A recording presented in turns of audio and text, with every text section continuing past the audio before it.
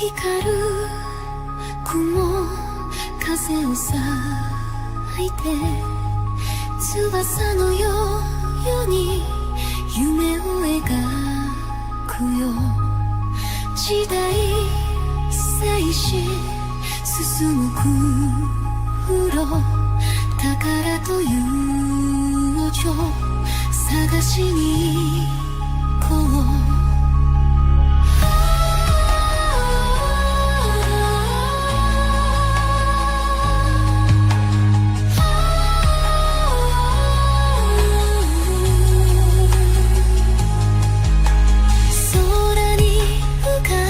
島の影鋼の方で希望を揺らして海賊の笑顔自由の証今日もごちそう仲間と笑顔揺れるコンパス胸が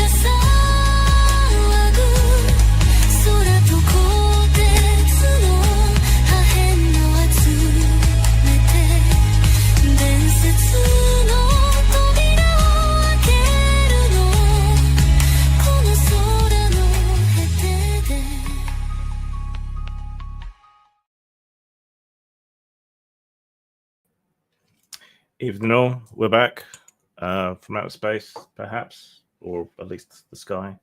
I'm looking very stick of the dump today because it is unseasonably warm here in the UK and I have Dave's syndrome. Let's bring in the players because we were in the middle of a boss fight. We will be ending slightly early today because I'll be over on Inappropriate Characters on Rumble at midnight-ish UK. In we come. All right, let's kill this bitch. Enthusiasm. That's what I like to see. Right. I need the bitch's character sheet up. So that would be a good idea. Does someone want to do a very quick recap of where we are and what we're doing other than killing the bitch?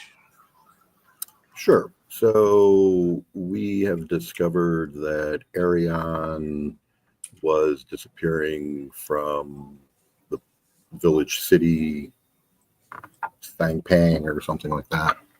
And in our investigations, we have come across various critters and devices that are either the after effects of Arion and magic or the things that we're actually harvesting. We've had our young dragon boy followed a wounded machine and discovered down deep there was some sort of junker processing thing going on with the largest piece of Arion known to exist.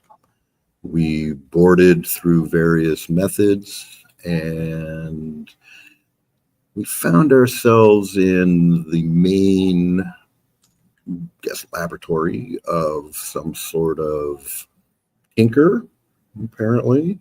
And they are bonkers out of their head, mad.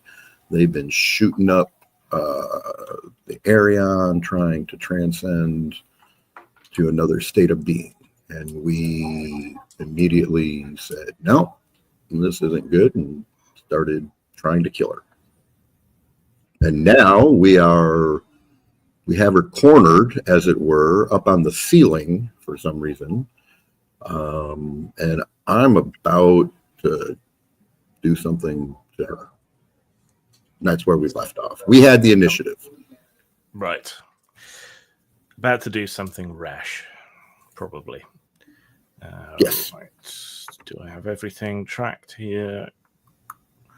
Did I successfully steal her panties, or was I unsuccessful? I forget now. No, that was success. Oh, cool. So I've got some frozen underwear. Yes, you've got an ice mage's underpants, which is It's like when you put your pants in the freezer on a hot day. Nobody does that.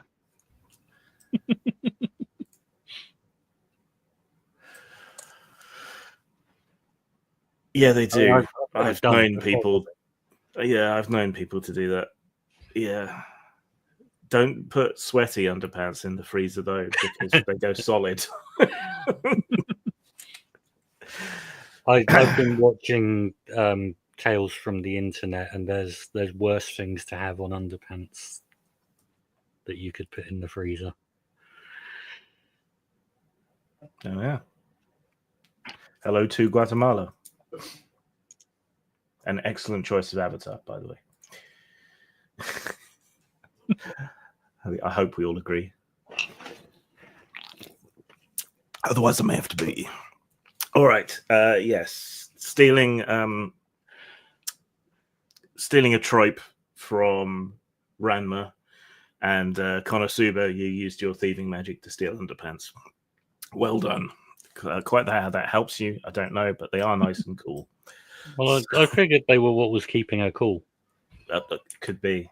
She was wearing that suit that kept her cool. Yeah. Yeah, until you blew off some of the tanks and made it harder for her to do anything.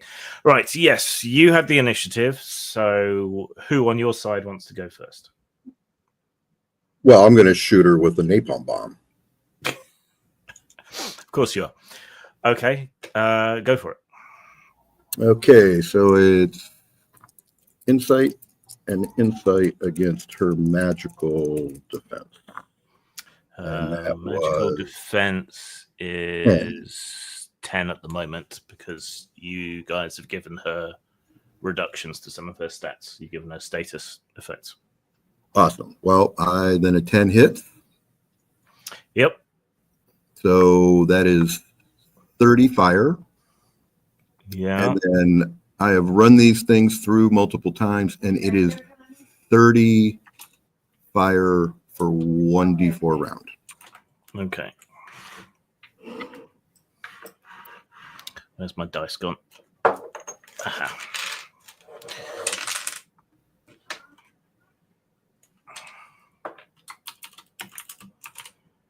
Might they be vulnerable to fire? They might well be. All right. Like really unhappy now? So Bao flings a flask of napalm up at the geomancer as she hovers above you. She is engulfed in flame, and more fire spreads around the laboratory as well as the fire drips off her. She screams in agony and summons her own magic to counterattack. So let's see. What should we do? Oh, wait. Where's the... Oh, I'm fucking this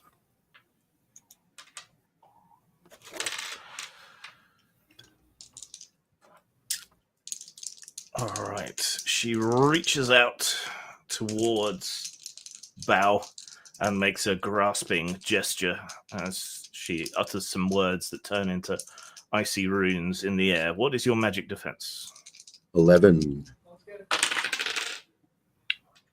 Was she not still having to attack Omen every time? Oh, good point. Yes, you are. Okay. In that case, just what's Omen's magic defense? Women's magic defense has not changed. It's still a 9. Okay. Well, they can't expect me to remember everything. You have to remember everything. You're the GM. That's your job. Okay, you are struck by this spell. Because despite being repeatedly flambéed, she decided to pick on you. You take 23 damage. Which is reduced by 1.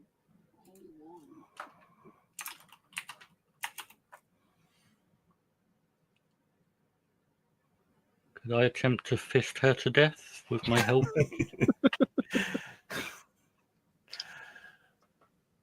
If you sort out your health, T-shirt. 23 damage, right? Yeah. Heading out for a little while. Take your time. If you need more coffee, I changed the thing out in the hall so it's off. Awesome. I appreciate it. No problem. Thanks again. Okay. Yeah, I'm done. Okay. So Tong wanted to go next. 7 will probably not hit her. Will it? Her physical defense is 8, so that's a miss. So yeah, you sort of jump up onto one of the smoldering laboratory tables, fling yourself upward, trying to uppercut her. Oh, it's against a magic defense, which presumably is even higher. So. Yeah, magic defense is currently 10. So yeah. All right, so yeah, you hurl yourself into the air and miss, coming back down with a thump. She uses her next action to try and drain more health energy from Omen, doing the same damage again. She's got multiple attacks. Wow. Okay, so another 22 damage. 23 damage. All right, I reduce it by 1. Okay. Okay. All right. So Piet hurls himself into the air trying to punch her. She just continues to float higher and bounce against the ceiling of the room, making repeated grasping gestures at Omen. And you can see life energy pouring out of Omen's armor and up into Arika. Okay, who wants to go next? I'll go next, and I'm going to use my Weapon Master skill of Blade Storm to raise my, or to give my bronze sword the attack multi, or the quality multi. I believe that means you can just attack again or something. You can make 2 attacks. Okay, cool. The weapon. Well, multi can have different numbers after it, but presumably at this level it's just multi 2. So yeah, and if I could increase the attack's multi property by 1 if it had multi already. Okay. Okay, so let's roll it.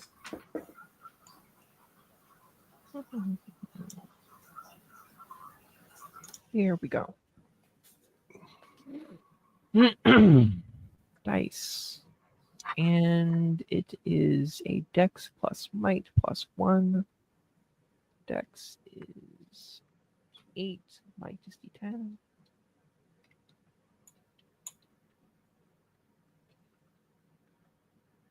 That's a 10. Okay, that is a hit. Okay. Assuming it's a physical attack. Yes, it is. Yeah, so damage. And that does HR plus 6, so that's 12 damage. And for your second attack? And for my second attack, it is 11. So that is 13 damage. Okay. That's 25 in total. So June just like jumps up and like slashes twice in both directions and then drops back down to the ground. Yeah. Fluttering, blood-covered remnants of her enchanter robe flutter down out of the air, robbed of her buoyant property. But the wounds freezing over and seem to be healing slowly underneath the ice. She continues to assault Omen with her health-draining magic. That is 16 to hit. That's going to hit. So that's 22 damage. I wish to go next. What? Yeah, who's up next? Me. Okay, go for it. All right.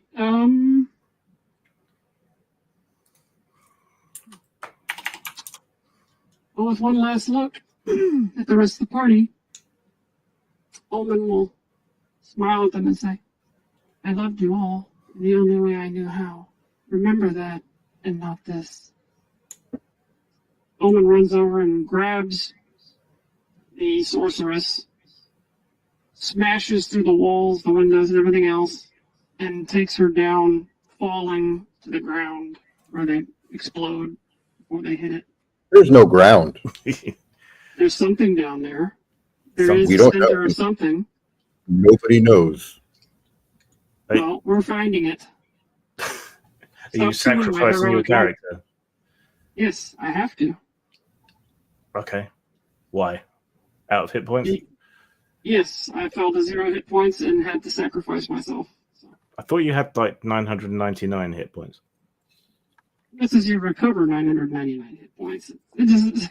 This is Ah. recover. Okay. It doesn't mean you gain 999. Okay. Oh, that's funny. It's not funny. It's supposed to be a serious thing. And you should try No, that. the mistake about the 999 hit points is the funny part.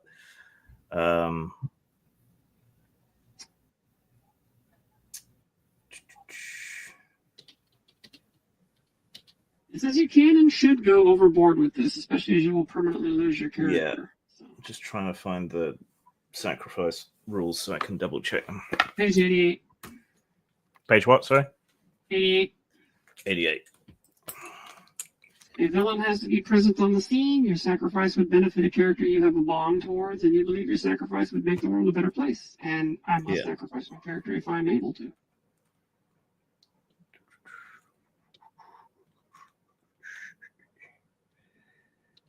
So a villain is present.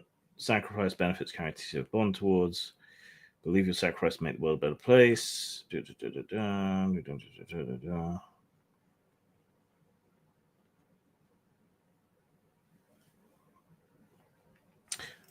Okay, yes, it can work because you're super heavy in all your armor and everything. And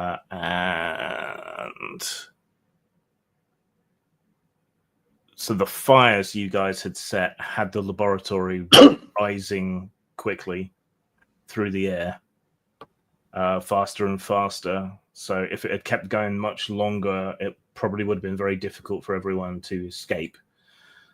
But because of your sacrifice, everyone will be able to get free, and the ship won't be smashed to pieces or blown up either. All right, you go charging across the deck, take one jump up onto one of the laboratory tables, hurl yourself through the air, and smash into her as she continues to leech life energy from your body. You barrel forward into the burning walls of the lab and smash through the thin light metal of it, plummeting out into open space. The air is already very thin up where you are, so you can't breathe, and she falters in her words, and her magic dissipates rapidly. However, the wind rushes past you. She continues to blast you with magic to try and get free, to drain more health, to make herself fitter and more capable. You lock your arms together and then switch off the motors so they no longer respond to your instructions. And you tumble down and down and down, faster and faster, faster and faster, until you hit into the cloud sea and disappear from sight, heading down towards one of the ultimate mysteries of the world, but never to be seen again. All right.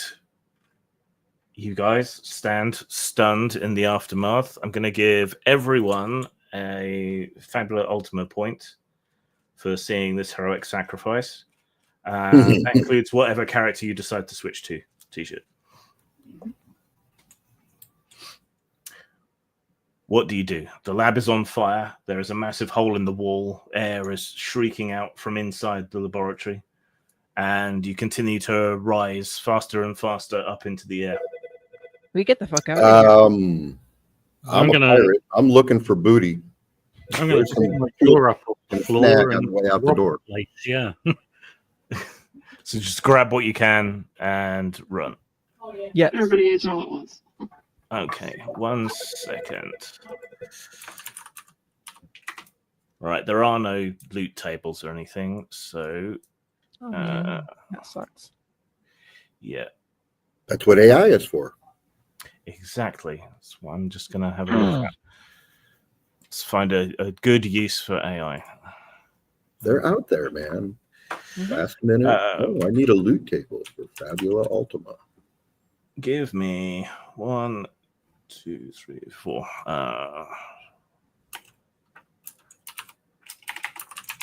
When Quinn had fled, hadn't he?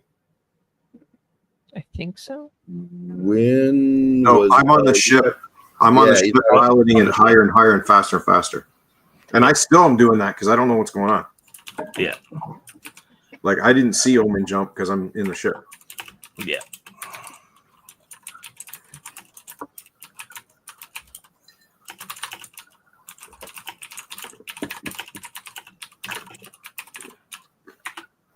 So she'll be okay, right? Sure. I mean, she's made of metal. Yeah. I'm sure she'll be back. I'm sure we'll see her again. Did she know how to fly? Did she have like jet boots or anything? No. I don't think so. But hey, if the void is infinite, she'll be alive a lot longer than we are, probably. All right. 1 second more while I quickly pick which things are actually viable.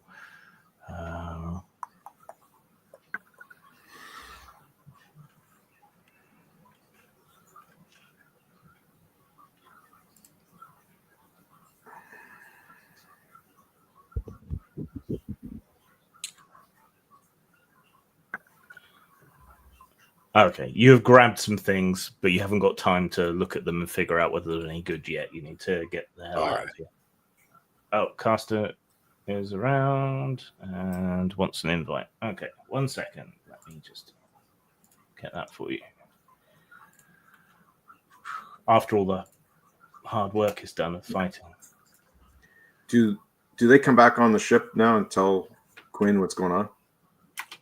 Well, we disembarked, man. We come back on the ship and we're casting off before. Yeah. No. But I meant, do you mention the part about Omen? No, not right away. I mean, we're trying to save our bacon right now. You grab what you can and pile out, hell for leather onto the ship as quick as you can, casting off before you're dragged further up into the sky. The shard of Aerion continues to rise after you cast off, going even faster, hurtling into the sky like a reverse meteor. We have meteors come through our environment? Occasionally, yeah. Ooh, there's an interesting tidbit. Yeah. But the people don't know much about them because they so rarely hit a landmass.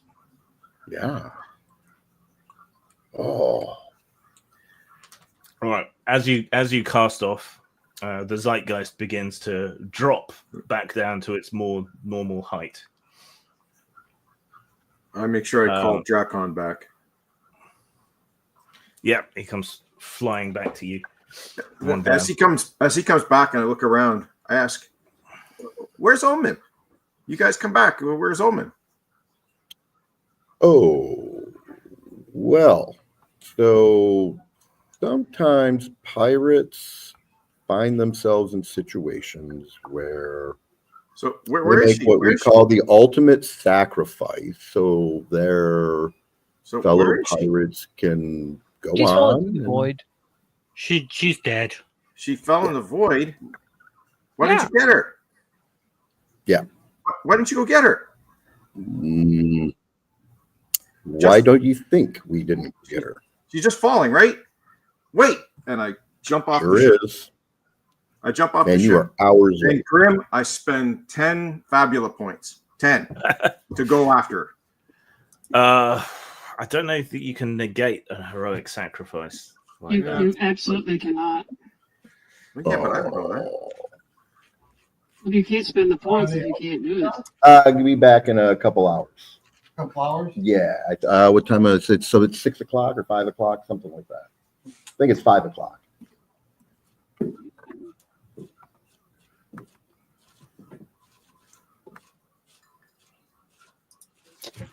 Devlin's on the ship. Like everything was a bit of a blur. I have no idea I have no idea how I got here. Yeah, shit happened. All right, but yeah, Quinn goes diving off. Drakon comes flying after him. You follow the smoke trail down, figuring that's where Omen might be, and you dive and dive and dive with your ears popping every few seconds. You hit boom down into the cloud sea, and suddenly you can't see anything at all, really. You continue to dive deeper and deeper. The pressure gets stronger and stronger until you start to feel sick. You push yourself on a little bit more, and as you sink in deeper and deeper into the dark layers of cloud, you almost can't see anything except distant flashes of lightning as they go off deeper in the clouds. But then you hit a bank of drifting snowflakes. Mm. Which must be where the Geomancer met her final fate. Huh? But you're getting so crushed, it's so painful to be down here, you can't really go any deeper. Drakon grabs you in his claws and starts pulling you up again out of the clouds. For your heroic attempt, however, you may have a Fabula Ultima point.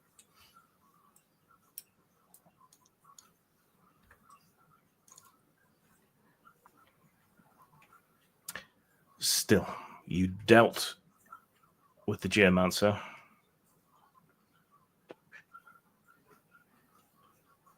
And saved the rice paddies around Sampang. So, subdued, quiet, reflecting on Omen's sacrifice, you make your way back to Sampang proper. So, Oh, yes, everyone should have a Fabula point for the start of the game as well. I thought it was only when you had no Fabula points. Sorry, what? I thought you only gained a Fabula point at the start of the session if you had none at the start of the session. no, everyone. No, don't think so. Oh, it's not on the sheet then. My bad.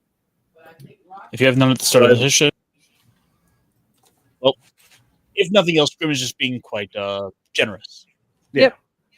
Just take the Fabula point. And yeah. So when we No, I will not take it. when we previously harvested that big mass of previously harvested Arion, what did we do with the majority of it? Did we give it back to the Sampan people so they could save their city? No. We're not those kinds of pirates. We keep what we want.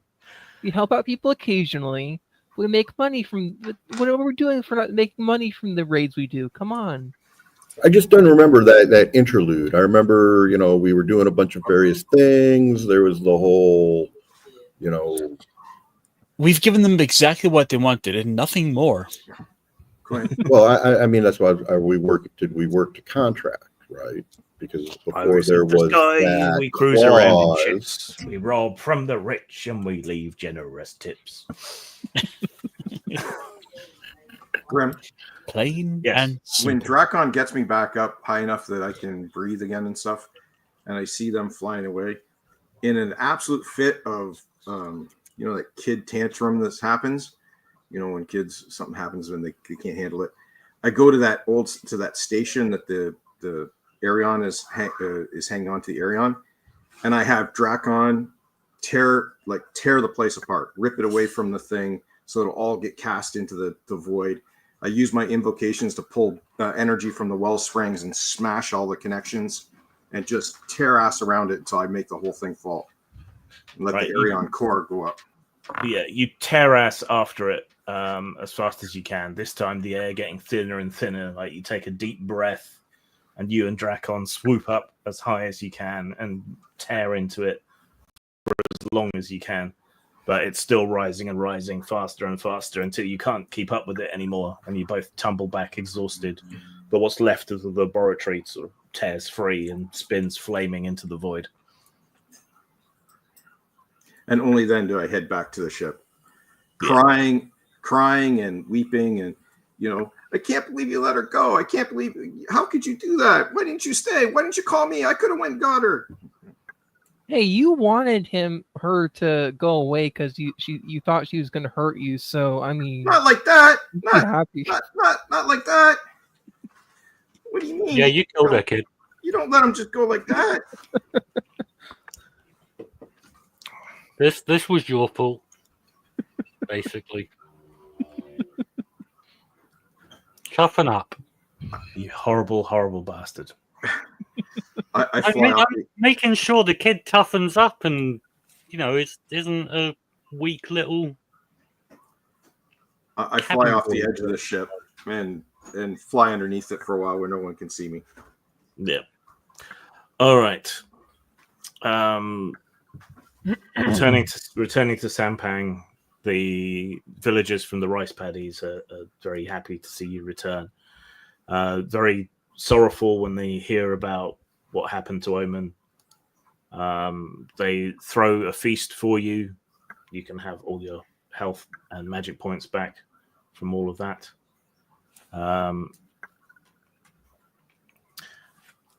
Auntie Na, she inscribes Omen's name onto a piece of driftwood and hangs it next to the sign on her restaurant, and adds a dish, a blood soup, in honor of Omen for sacrifice. Okay. So how does driftwood work in this setting? Wait, Stuff you that's make Omen ramen.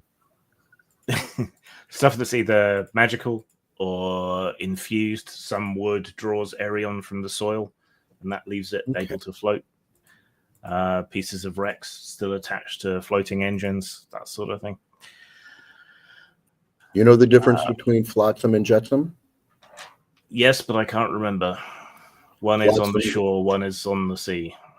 Now, one is from a wreck, that's flotsam, and the other is things that have been jettisoned from a ship.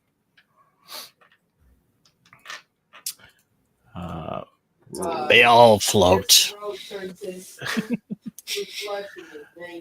So I wonder what Davy Jones' locker is like here. So 6 XP to all your characters.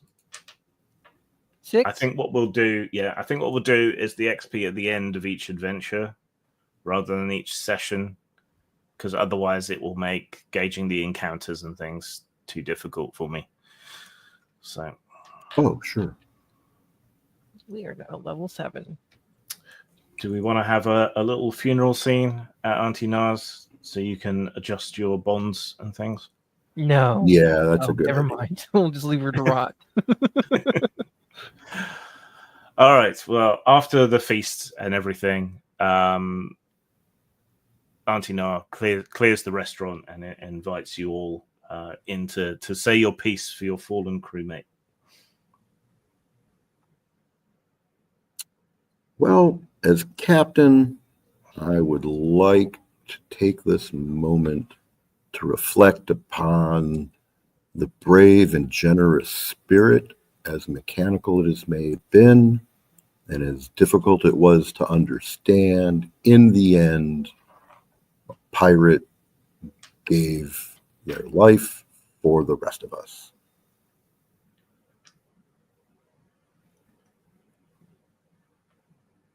She saved John? my bacon a few times. Does bacon exist in this world? Of course. When pigs fly is a saying, and here I can only assume pigs do actually fly. They inflate them with helium and then set them adrift. So yeah, she saved me a few times. She took the brunt of my attacks that were coming towards me. I hope she keeps falling and stays intact for as long as possible. You know, there's few people out there whose backs I would truly love to have there to protect me. And sadly, she's going to be missed. And Piet says nothing, and Quinn is probably sitting on the stoop, crying, his face a mask of snot. Snot. Juicy. Tisha, what character are you going to play next? I'm choosing. Because you did go and make a whole ton of them. I did Didn't indeed. even expect you to heroically sacrifice yourself every week as you work your Over and over and over again. That'll become the running gag. No, that particular character had that particular clause built into the character. I mean, I didn't have any choice on that. That's when I built the character. It's kind of like, okay, it was with the understanding that this was a possibility, but I wasn't quite expecting to use it so soon. Yeah. Like on the very first villain that we fought. But yeah, you did provoke them. I guess so. Right. Does anyone have enough XP and stuff to level? I Yes. do, yes. I don't. Are you giving out XP now? Sure, I gave you did. everyone 6 XP. Yeah, we should. If you, Okay, what about? Oh, Wait a minute. What about the 10 Fabula points I just spent? That should become XP too. No. well, you couldn't spend them, so they Oh. stay as Fabula points. Oh, I Uh, tried to spend them.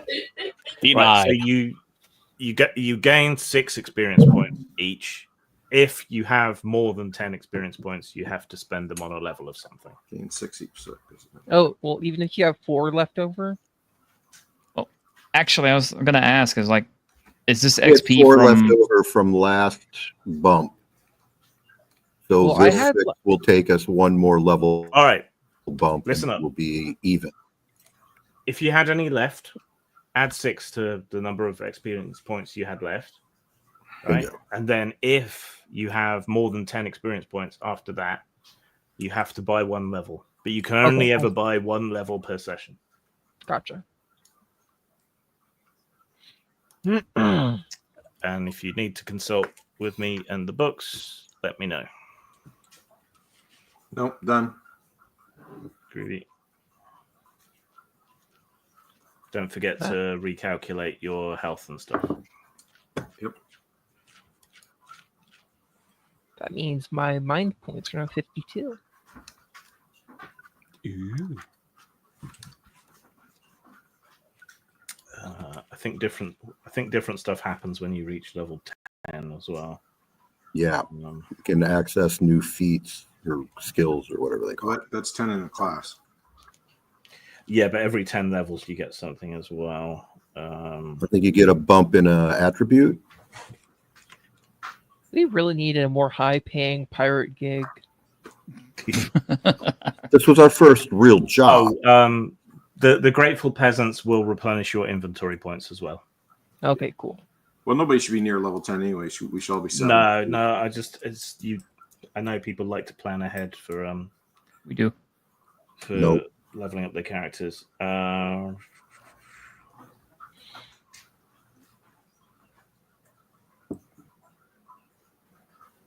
Okay, so when you level, you can choose to change your character's identity or theme if you want.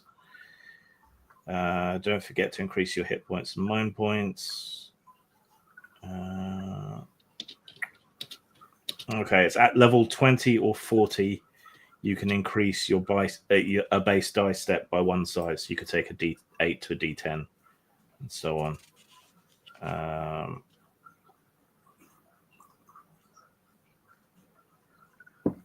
Do you get class benefits?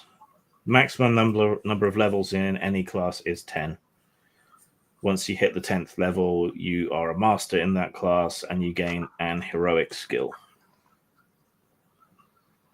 Nice. You can never have more than 3 non-mastered classes. If you want to further diversify your character, you must first master one of the classes you acquired. Oh, I So I know guess- how we get more Zenit. We go and fight random monsters. Yes. Random monster encounters. Just fly in Oh. circles until a random encounter appears. And then We just keep spinning the D-pad around. I mean, that works. If I take a level of Wayfarer with the Faithful Companion and make it a construct, can I modify it as a tinker? Can't be a construct. It says a beast, construct, elemental, or plant. Oh, I thought it was just beast, elemental, and sorry, I'm wrong. yeah. Remember, I read through one. I was upset I couldn't get monster for mine. Yeah. So together with your group, create a level 5 beast, construct, elemental, or plant NPC that becomes your companion. And then you want to modify it using your Tinkerer stuff. Where's Tinkerer gone?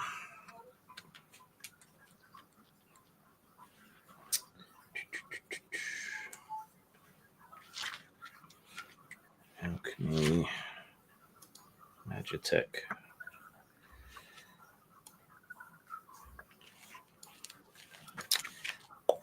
That sounds really nice to take as a power for Weapon Master. Counterattack. Let's see. I am leveling up Sharpshooter and am taking Barrage. I'm gonna level up Weapon Master and take Counter Strike. Just remember, with counterattack, it only works if the enemy rolls an even number. Yeah. It's real specific.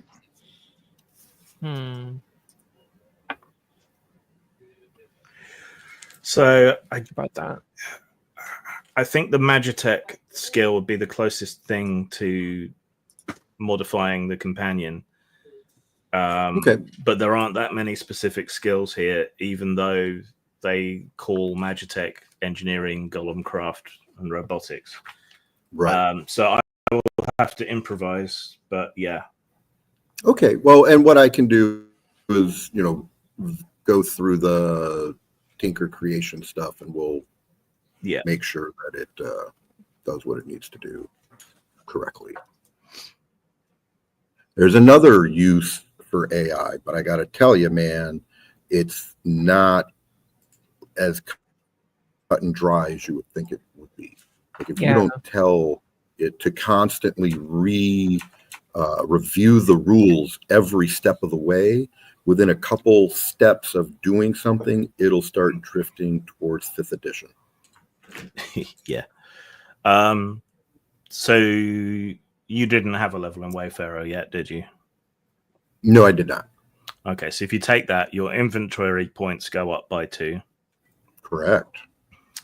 And you take 1 point in Faithful Companion. What are your classes? Mine, I have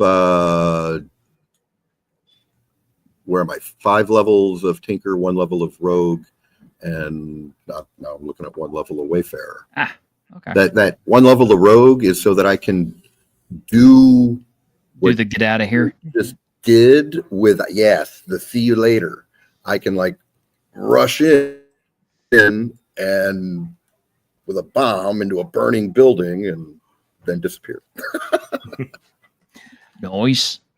What kind of robot companion do you want? I thought you guys had. So I want something that is magically defensive. Why don't you make Robo from Chrono Trigger? Because I don't know what that is. Oh. Yeah. It's a very good robot. Like all the anime that you guys, though not one of those references does anything for me. I don't know anything. Chrono Trigger is technically an anime, but it started as a role-playing game for video, like NES and stuff. Oh yeah, now you're really talking about nothing.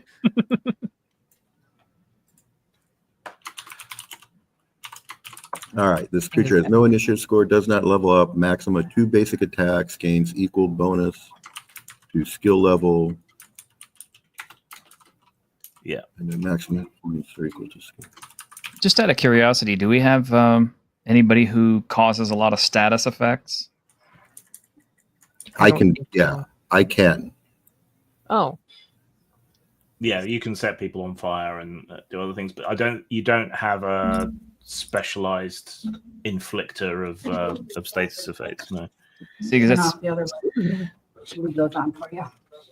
Yeah, but in one of the short-term projects I have is to take my little bolt caster, and for 10 mental points, it can inflict a status when I succeed. What's that? Robo. T-shirt in 1 level, I will have that, but I need 1 more level for that. So do you want a little on hand? So do you want a little tin soldier? Yes. Follows you around. Okay. Correct. Right. It can be, it can look like whatever. I don't care what it looks like. All right. What traits shall we give it? It says to do this as a group. So. So traits are on page 207. Yeah. Basically, it's just any 4 descriptors that makes them unique. It can be a personality, a need, or an instinct. And if you give them vulnerabilities, you can get some extra traits. Yeah. Each species has its own rules. Well, I want it to be, super specialized. Okay. Flying would be good. Yes, but that's not traits. This is just like personality and other things. So hyper specialized. Let's make it focused for a trait. What if it was rather clingy or? Yeah, there you go. In the comment about Bao Ying being about 300% louder than everyone else, I don't know if you've got audio control, Grim. I have some. I already. I mean, he's not in the StreamYard, but whether it's doing something between there and YouTube. I'd already reduced it a bit, but try. I mean, I'm pretty loud too, but Yeah, Dapper, can you say something again? I'm just a loud person. Okay, I've reduced it a bit more. I think you may be exaggerating with 300% Grabsoft, but it's fine. All right, so we've got a focused, somewhat emotionally clingy robot. It needs 2 more traits. What if it was a germ freak? I was going to say, it should be wiser than me. Wiser than you? Which isn't hard. Student has surpassed the master. And you wanted it to be sort of anti-magic, didn't you? I wanted to be like a magic shield. Okay. I want it to be inspired by Omen. I'm inspired by Omen's sacrifice. So this is my little mini me Omen. Okay. So focused, clingy, wise, and dutiful. And it looks like a little chibi Omen made of metal. All right. Its level is 5. It is a construct. Each species has its own rules, so constructs get some particular things about them. Yeah, it gets 2 skills. It's immune to poison damage, resistant to earth, and immune to poison. Yeah. Yeah. And like I said, if you take extra vulnerabilities, you can give it extra skills. Yeah.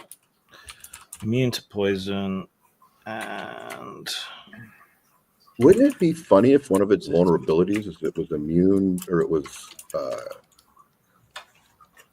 it would overheat easily as a flaw? Or you could give it vulnerable to fire. Yeah. Well, I'm giving it a role play. Yeah, but making it vulnerable to fire would give it an actual aspect in the rules. And it would get an extra skill for having it. Because you only got 2 you're going to be able to pick right now. So now you got 3. Right. Is it a jack of all trades, standard array, specialized, or super specialized? Super specialized. Okay. So D12 in one stat, D8 in another, then D6 and D6. So the D12 will be in might, the D8 will be in insight. Or no, insight. And then D6 for dexterity and will. Okay. It's 2 basic attacks. These can be melee or ranged. You drank the whole. They are melee. No, it's over here. Okay. So to make it truly devastating, we can make that might plus might, so it's getting 2d12 on its melee attacks. And to go with its overheating theme, we'll make one of those fire damage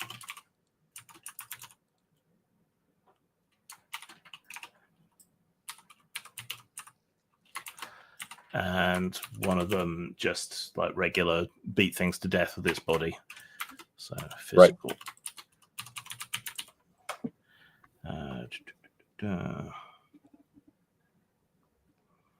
Okay, so you have 3 skill points to give it. So NPC skills include crisis effects, damage absorption, damage immunity, damage resistance, final act, such as exploding, flying ability, All right.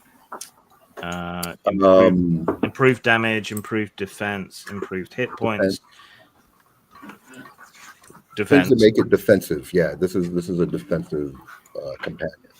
Use equipment's a good one for it because then you could give it a shield. Yeah.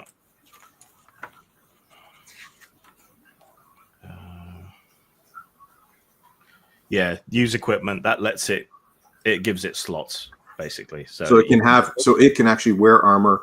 It can actually have a shield. Cool, and that's stuff that I could make. Yeah. So it has the use equipment, and that'd be an easy way to improve it with your abilities is just by improving stuff to give to it. And then you could give it improved defense twice. Cool. I mean, +4 to 1 defense and +2. Oh, T-shirt's got insight on that. What do you think, buddy? Well, I mean, if you just want the pet to do everything, then yeah. Because the pet's basically the pet is basically as powerful as an NPC or a PC now. Almost. I think the idea of having it as a shield golem almost is correct. That's exactly what I had in mind. Well, the thing is, I've been looking at all the forum posts and stuff, and they say that is the most ridiculous skill or the most ridiculous power you can give somebody because it's so overpowered. Which one? The pet defense. The pet. Oh. Well, look, man. I'm gonna. There's always some class that is gonna have some weird OP effect, and it just comes down to how does someone play with it and do they abuse it? Yeah, exactly. Just letting you know ahead of time. So. Nope, I appreciate it. And letting Grim know ahead of time. I mean, Quinn has a dragon, so yeah. That's the same thing. That is also the pet thing that I'm telling you about. It's fine. Yeah, they don't actually do that much damage though, because even my dragon has the maximum you get was +10 damage. Yeah, but it's basically a whole extra set of attacks. It's a whole extra character. Yeah, it is an extra set of attacks. Yeah. Mm-hmm. Right, and when you're doing that, what is it? What did they come up with this? But remember, you don't get to attack. But you don't get to attack if you have him attack, because that's why I was going to use my action to command him. Because it doesn't take an action of its own. It only responds to your command. Yeah, but I just want this thing to stand in front of me and take hits. Yeah, for that it's probably even better.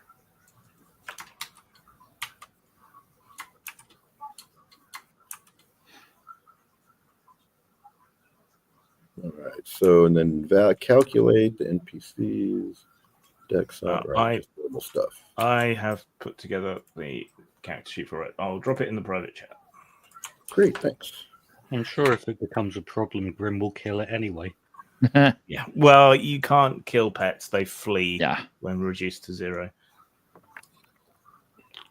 Right. So we know now that you can't kill pets. It's indestructible, guys. Yes, exactly. So, oh no! This is where the OP comes from. It's like when the boss covers himself in babies for armor. You can't strike me.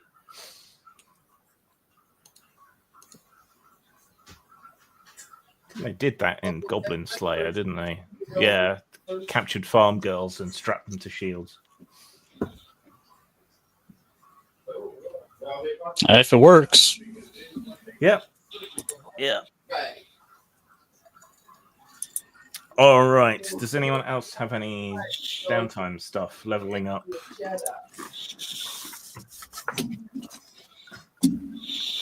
No, that's about it. Devlin just basically take it with his gun and figure out how to shoot better. Yeah. Oh no, that gun's going to disappear the next time I make another gun.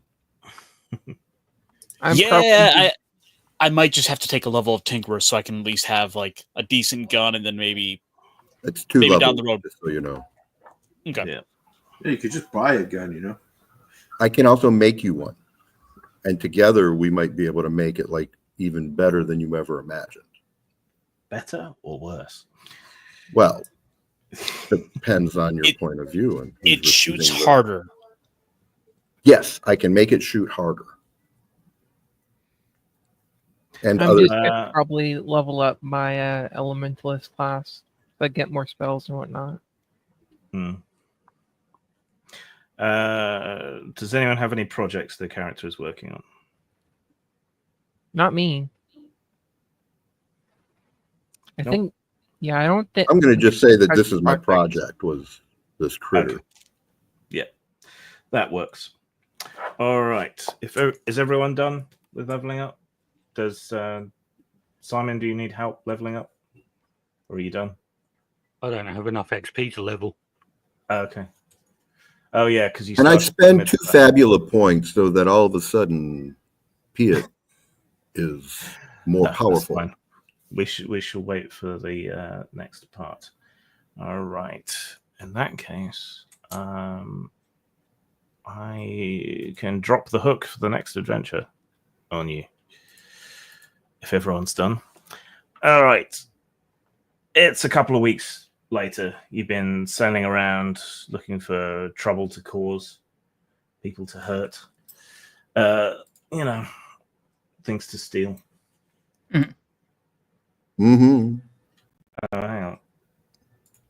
Okay. Not nitpicking, just trying to help. But if Grim, Jun, Piet, and Quinn went up by 25%, you'd be about balanced. It all sounds fairly balanced to me, but I will see what I can do.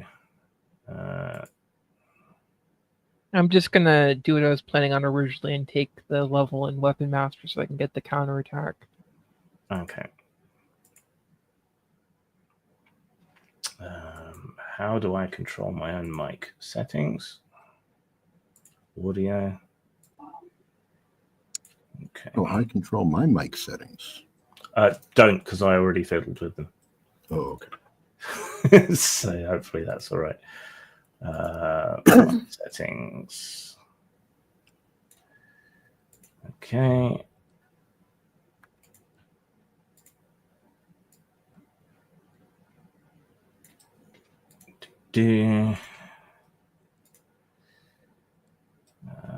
Can't fiddle with Simon's while he's muted. No, I'm not. Okay.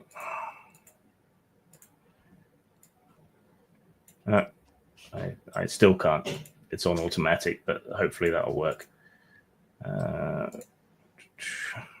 Okay. We'll see if that works. I'll try to use my inside voice, even though I'm already inside. Am I able to get a weapon of some kind so that I'm attacking against physical defense, not magic defense? Do you have any money? I don't know. I mean, we stole a load of stuff. Oh, yeah, the stuff you stole. We forgot about that.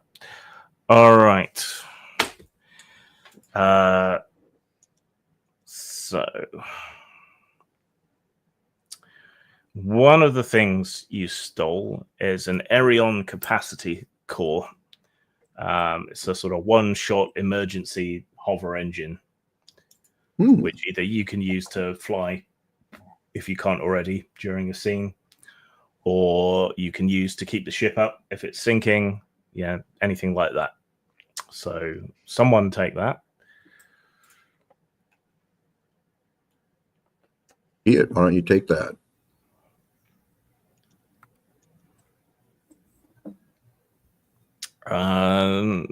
Second item that was stolen is a cryo lantern. Wait a minute. Don't use that word stolen. That's so negative. Appropriated. Discovered. So a Went cryo around. lantern. Be acquired. It emits a cold blue light, and if you smash it open, it will extinguish all non-magical fire within a 30-foot radius. I'll take that. Okay. Yeah, if you hang out with me, you should probably have one of those. And the last item is an accessory. A shard of permafrost. Accessories. Un momento, por favor.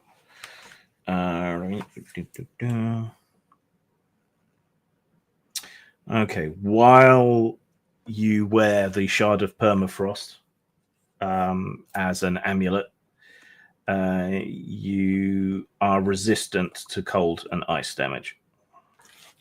Can we consider that to be the panties that I stole?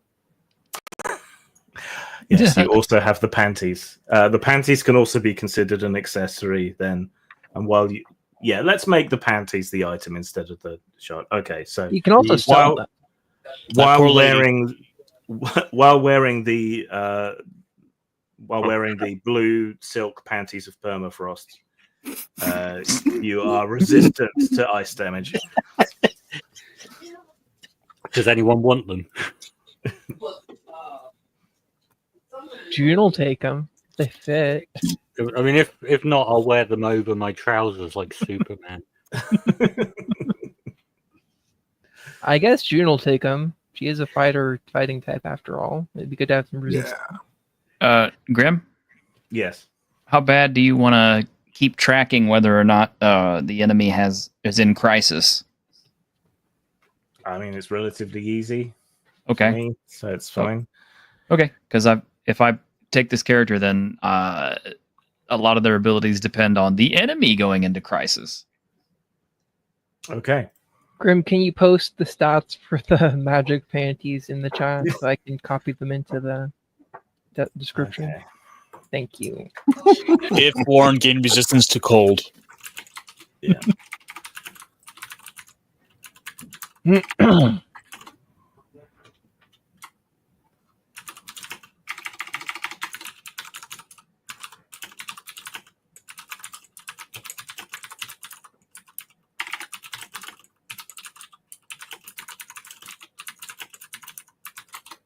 We suddenly entered Mormon territory.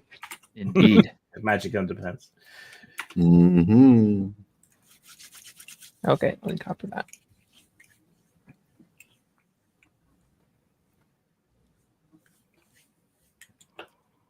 Thank you. Field comment.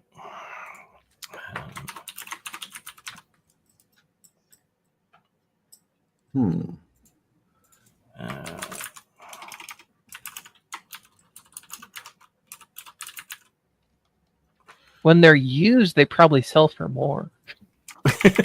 Probably. Depending. Oh, that's so gross. We found the series of Japanese islands that would take great interest in this. Yes. You got them as a gacha from a panties dispensing machine. All right.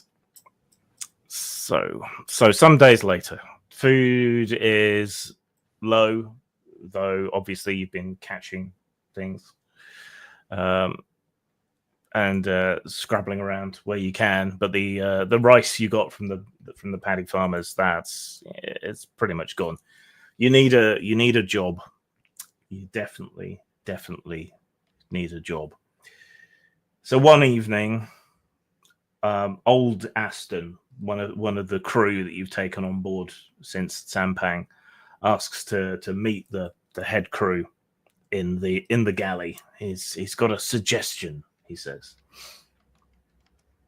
Okay. Well, all hands not on duty. Muster in the galley. Well, don't we have to vote on who's captain for this adventure? No, I'm the captain. You were the captain. I'm wearing the hat. Look at my head. There's a You were the on captain that this someone died. Yeah, that's true. You're a shit captain. You let somebody die. I didn't let them die. They chose to die. Didn't you? They were Same very difference. clear. You inspired them to sacrifice themselves for the betterment of the group. Yeah. And that's as good as a captain can get. That's leadership. I'm sorry, y'all. Save the hip waders. All right. So Aston is an aged Kirop. These are the bat people. His fur is white and patchy. His face is wrinkled. He has a hello from Carcosa. He has an upturned snout like a pig and sharp little teeth. And he wears undyed calico and short leather breeches and hobbles around on deck with his wooden leg and his hook for a hand. But he's an old salt or whatever the equivalent is. He knows all about sailing and he knows all about stories. So he gathers you all together in the galley for a midnight snack and to discuss. So we's short of zenith and we's short of food and we's short of plunder. The crew be talking and the crew be talking in ways that ain't good, if you catch my drift. But I hear tell you got an Aryan core from that laboratory what we destroyed.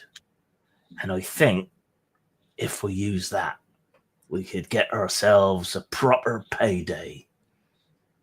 The core that went up to unknown heights? The smaller one, what you nicked. Well, those are just, processed parts. But yeah, we can, I guess I look at that as part of the crew's booty, and we can, let's get ourselves fed.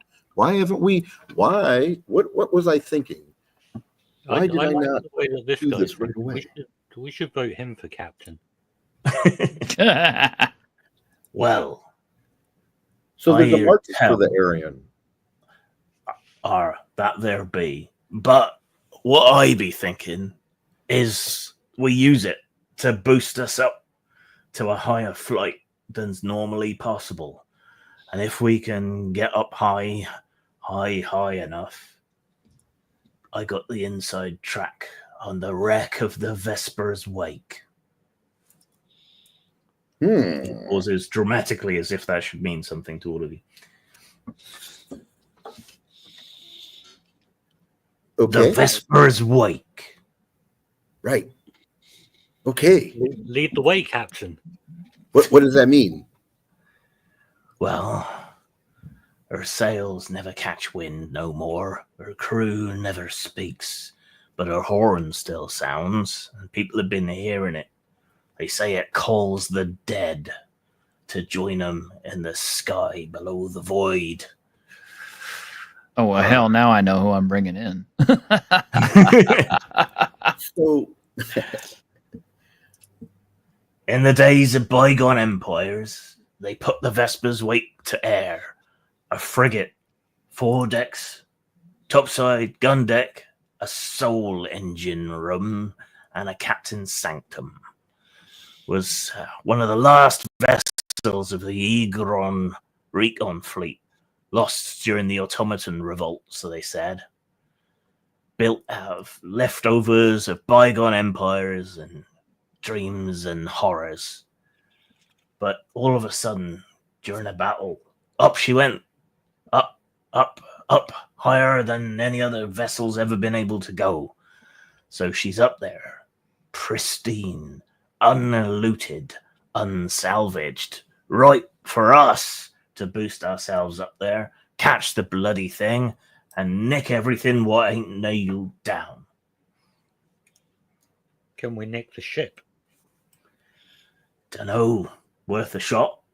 If we can get it to come down, maybe we could. You're not the ship's cook, are you? No. Good. Just checking. That would be Neil, I would think.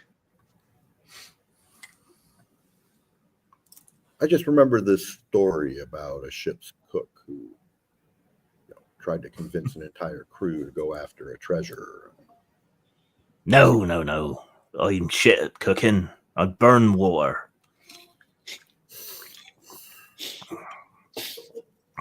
So, Quinn, you pursued that giant shard.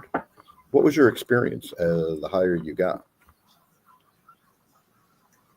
I once you get high, it's a little hard to breathe. But I can breathe up there, but maybe not you. But then again, you don't. What do you fly. mean you can breathe up there? Well, I can fly, and that lets me breathe on the really high air and the really low air. But you may not be able to. But at some point, you turned around. Why? Because it was going too fast. You didn't see it going up. After I got mad and smashed off the stuff, it went really fast. All right. I think I'm not communicating clearly. So, because see, I was thinking of using the spare Arion to make us faster. So, how do you propose we survive these higher altitudes? Well, I don't know as it's that high, but perhaps one of you knows some magic? Something with the wind elements, perhaps, or perhaps you could put together some sort of breathing mask or something. I hear the Salvage Union uses such things, though they won't part with their secrets. Yeah, I was going to look into something individual, but yeah, June, can you think of a way to do a ritual that would, like, perhaps create a air bubble around us so that we can breathe as we go up? I can call some air elementals. I think that's possible. Is that possible, Grim? You can do anything that I'd say you're allowed to do using magic, so long as your magic's of the right kind. It just takes time, so it's not so useful. Okay, so I will work on a ritual to provide a pocket of air. Can we rob the Salvage Union as well if they've got masks? That would be another approach.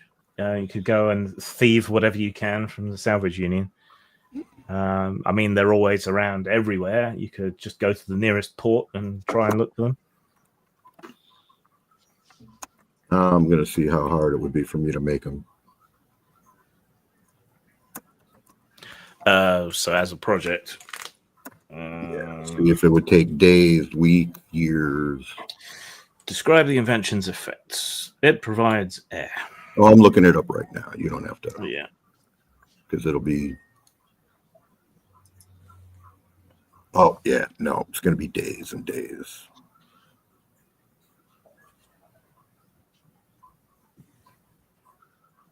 Like, are we sure we couldn't come up with just a simple mask? Yeah, that's what I'm trying to do, is come up with a. It's how to make enough for 6 is what. So what happens is that when I'm making things, they have a potency, and that potency will tell you how many project points you need to finish, and then you are rolling your various attribute to eat up those points. And this project would take 130 points to complete for 6, and that's rolling a D8 a day.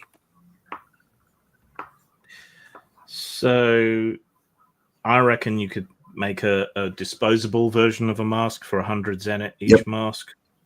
That's what AI is suggesting too.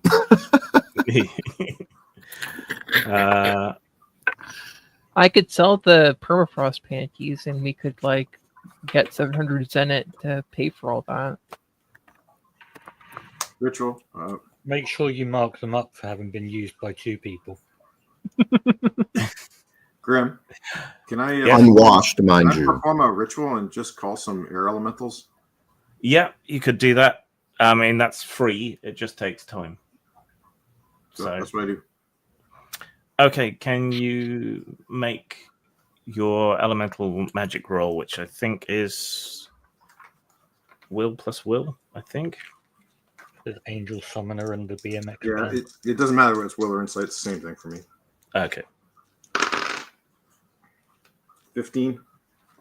Okay, you've had plenty of time. All right. Yeah, you spend some time and you make a little prayer paper thing with a sigil on it. So when needed, you can tear that in half and it will summon a minor air elemental for everyone, which will surround their head and give them air to breathe. Oh. For the duration of, an adventure. Okay. I hand the little papers out. Could I rob some masks just to be on the safe side? Well, you'd have to convince everyone to take the ship to the nearest port and then break into the Salvage Guild's headquarters or one of their ships and have it weigh on your toes with some of their masks. Meanwhile, I am trying to get like a physical mask in case we run into dispel magic or something. Yeah, so lads, we're pirates. What do pirates do? Die. Sing songs, drink rum, engage in anal sex, get tattoos. They mix shit. Yes, and they steal things. Yeah. I say we go and steal ourselves some masks, and then we don't have to rely on magic. I mean, it's nice for it to be there, but do you really want to rely on magic? I don't want to rely on magic. I want to rely on a good old-fashioned mask. Well, right. That's why I'm trying to figure out how to make them. I'm actually doing this like a now as we pirate. speak. Yes, like a pirate. Come steal one with me. Well, no, I'm going to make one like a pirate. You can make one, but the materials is going to cost 100 zenit each, and it's going to be a disposable one-use mask. Correct. That's what I'm putting together. And I don't think we have enough zenit is the problem, right? Yeah. We would if So what you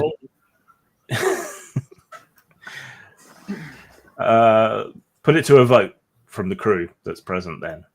Who wants to go and steal some masks? Say aye. Aye. Aye. And I nays. want to go steal enough zenit. Quinn comes up underneath the table with an eye patch on and goes, "Arr, let's steal him!" Because he's a pirate. Correct.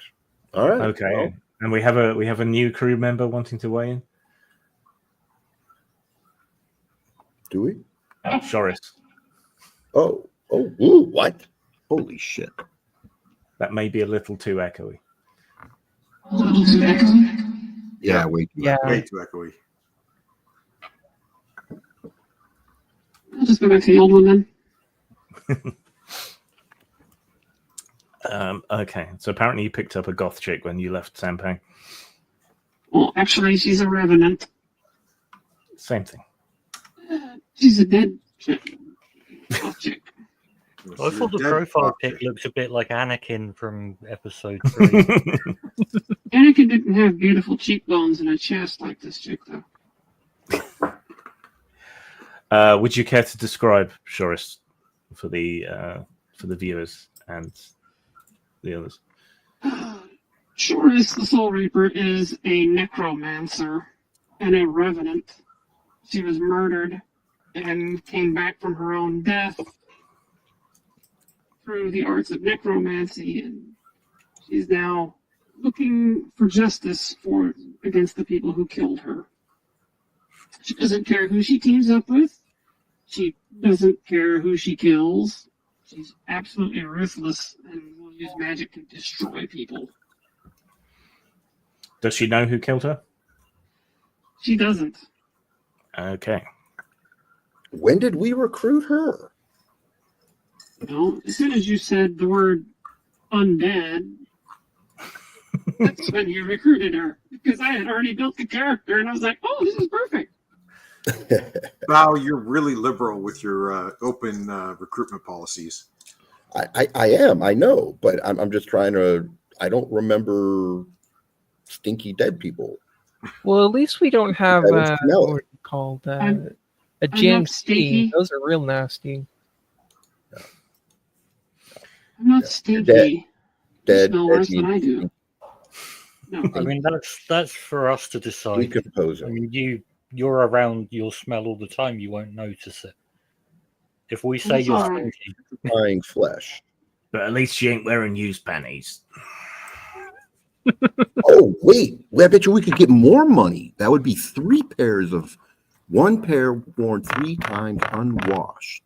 One dead, probably even. some market for like panties worn by dead people as well.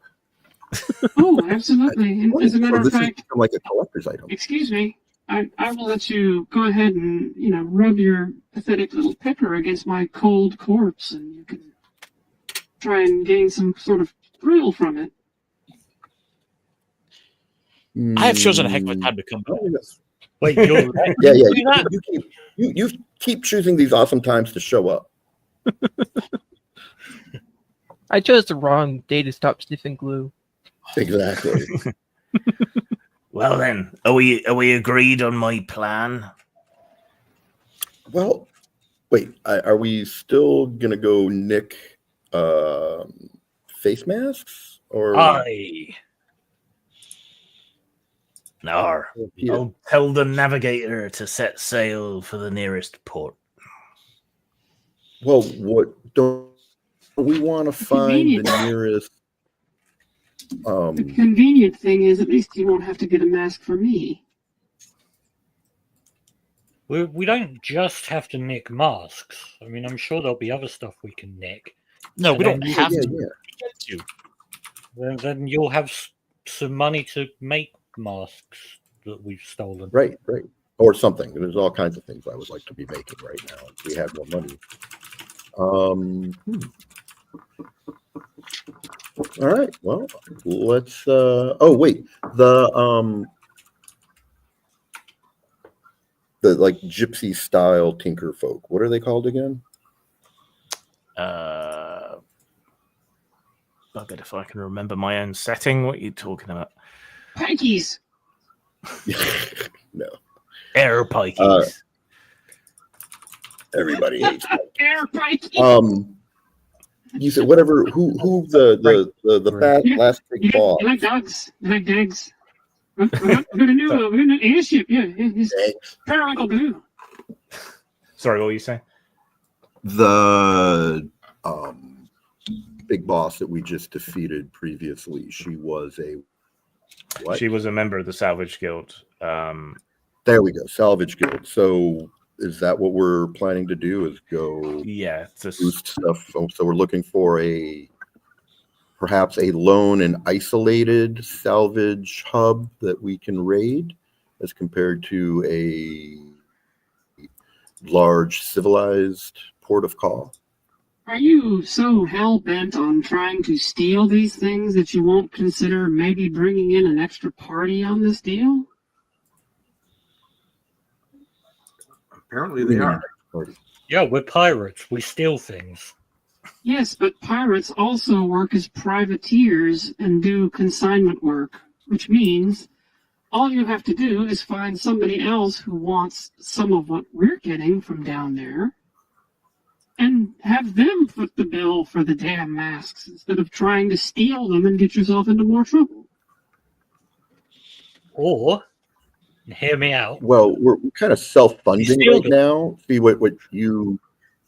Well, the bigger issue is that you didn't understand that we still eat food, and so we don't have any, and that is also part of the reason we pirate, so that we can eat. Also a consideration for a extra partner. Grim, I come back into the room with a fake pirate hat and my pirate eye patch, and a fake wooden leg that I made out of a chair leg and a wooden sword. And I'm walking around going, let's be pirates. Let's go steal it right now. Come on. Yes. Let's go. See, the kid's toughening up.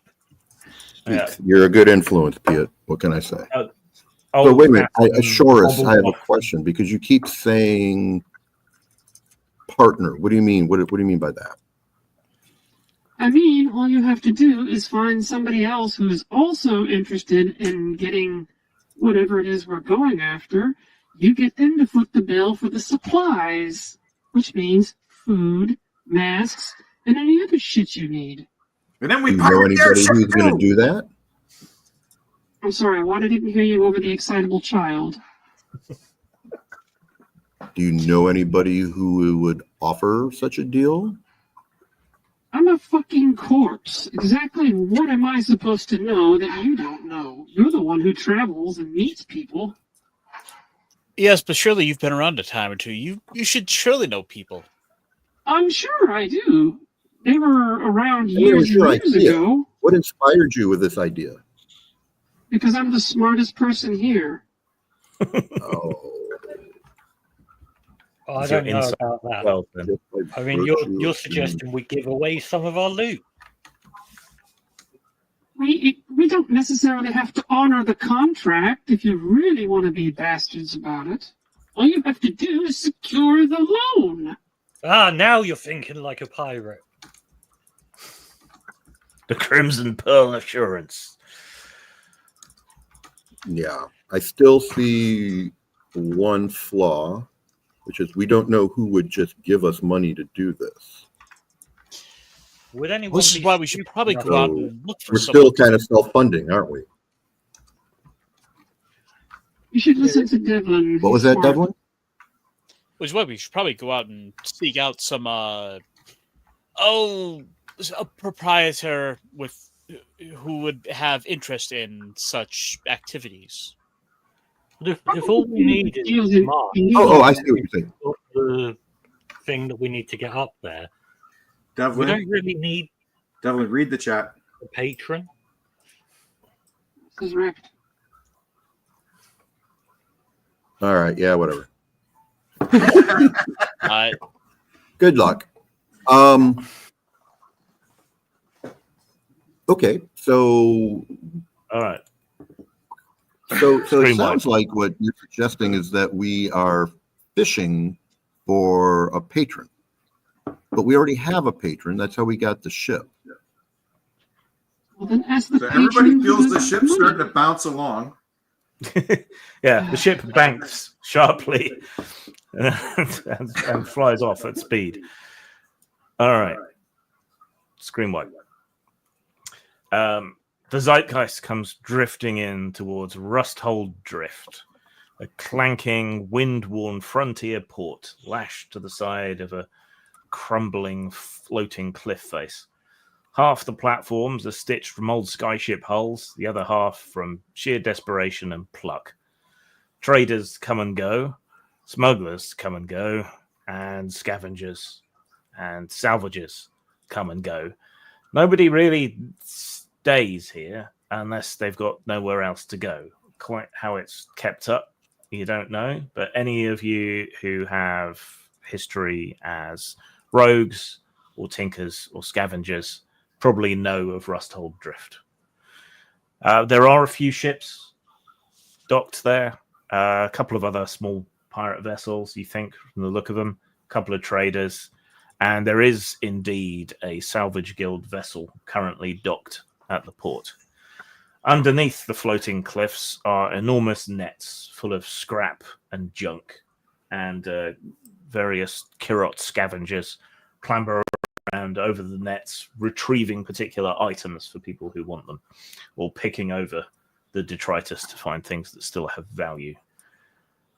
Can Devlin make a flying roll to dock successfully? Unless he's letting Quinn drive, in which case. Forget it. Yeah, I don't even know if he came and took over after I started taking off with the ship. well, the thing was Well, the There screen. was a screen right. The screen wipe should have probably been Devlin realizing that the ship was shifting, and then he goes running off like, "Hey, what are you doing?" I'm helping. So that'll be what? Dex and insight. Perfect. Hey, wait a minute. I want to make a Dex insight to try to prevent him from taking the wheel away from me. We cut to Devlin at the helm of the ship, and Quinn is like duct taped to the back wall. I like that. What did you both get? I got 5. 12. Okay. Yeah. He holds you at arm's length with one hand on your forehead and steers. And moves perfectly into port. The air smells of smoke and burnt oil. The dust that gets thrown up when ships get broken up or other stuff gets smashed to pieces. There is absolutely no organization. Nobody comes to meet you at the dock. There doesn't seem to be a harbor master. It seems to be a kind of free-for-all, really. When you step out on deck, you can hear auctioneers shouting in that sort of language that they have about various bits and pieces being bought and sold. It's all with some fresh tiling and some curtains, this place would be an absolute shithole.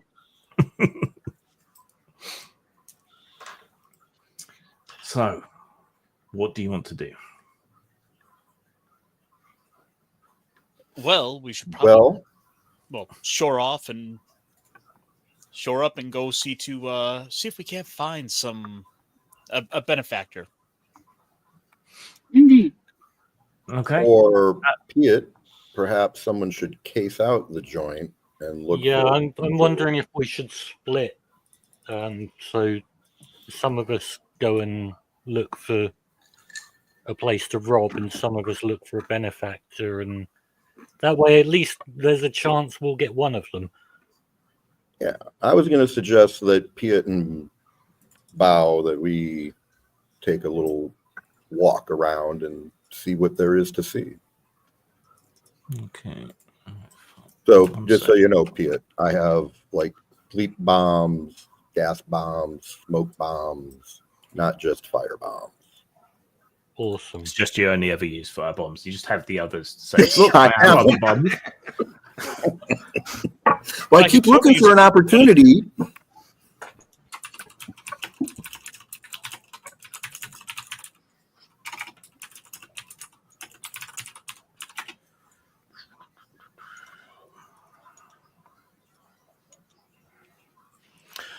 Okay, so you're splitting into 2 groups. One to try and find a sponsor, and the other to case out the salvage guild ship. Is that right?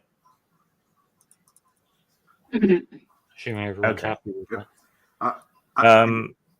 Grim, I don't know what those two groups are doing, but I'm walking down the street with my fake pirate leg, clumping along, going, we be pirates! We gotta come here and skill haul you and put you up the mizzen mast! Aye! And that, as he wanders down the road, just by himself, he doesn't care.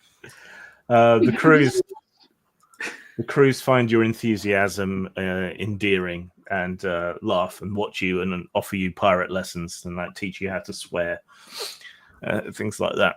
All right, team, find a sponsor. After asking around a lot, the only person who might be able to act as a sponsor would be one of the Cairo freelance salvagers who pick over the remnants and buy and sell the stuff here. They're the only people who live here, even semi-permanently. So eventually you find yourselves in front of Kerr, a Kiro salvager. He's wrapped up tight in layered cloaks stitched from sky spider silk and drift kelp leather. He's missing one ear, and the other one is so heavily laden with golden earrings that it's kind of flopped down forward like a happy puppy. You're looking for a sponsor, I understand. Someone to pay for some project of yours?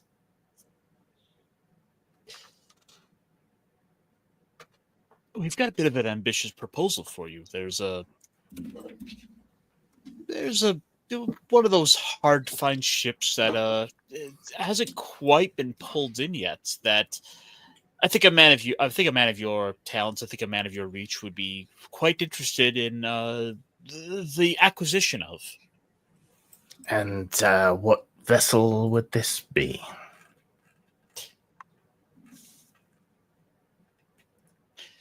Sorry, I've been having to run out. I need the name of the ship. The Vesper's Wake. Yeah. The Vesper's Wake, you see. It's something you may have heard of. Yes, I've heard of it. Every drunk idiot thinks they've heard it or seen it or has some newfangled way to get to it. You're nothing new. You're cloud-choked full. Why should I think that you'll be able to get to it? We've got a bit of a plan in place, but the only issue is we're a little bit short on funds, you see. Now, the way I see it, if nothing else, just a small bit of funds to enact our endeavors would go a long way. And the worst case scenario, you just lose a little bit. But should we make this work, you seek to gain so much more for it.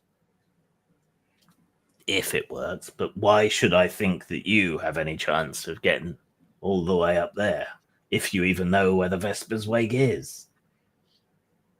We have magic. Everyone has magic. Well, we are willing to give you a hyperactive 12-year-old and his dragon as collateral until we get back.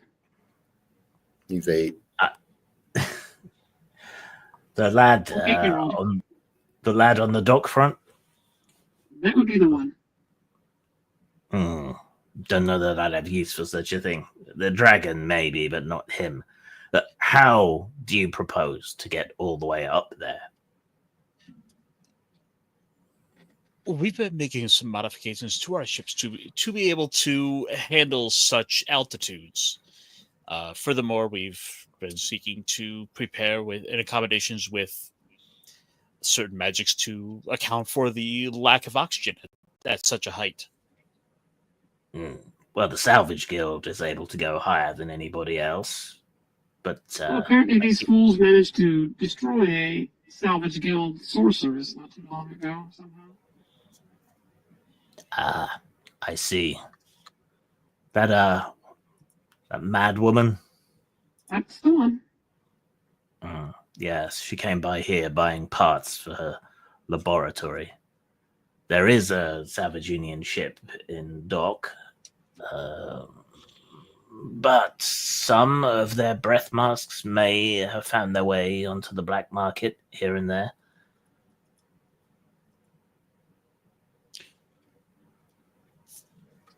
Which We just need the funds to buy them. It's exactly what we need. And surely such a small trifle item as gas mask should be no trouble at all for one in your position to have. In fact, I'm sure you no doubt have plenty already. If I supply you these masks and you make your way into the Vesper's Wake, assuming that you do, if you return to me 1,000 zenith and give me first dibs on any salvage that you manage to recover, I'd be willing to take the risk. I see this as agreeable terms. Good. Then we have an accord. Spits on his hand and holds it out to Devlin, assuming Devlin he's in charge because he's been negotiating. Devlin does likewise and spits and grabs his hand and firm handshake. All right. He gets one of his assistants to go and grab a big old air chest, I guess, rather than sea chest, and undoes the buckles and opens it up. And inside there's a pile of assorted different makes of air mask. They all look a bit old. The leather and rubber is a bit perished, but they look like they should work.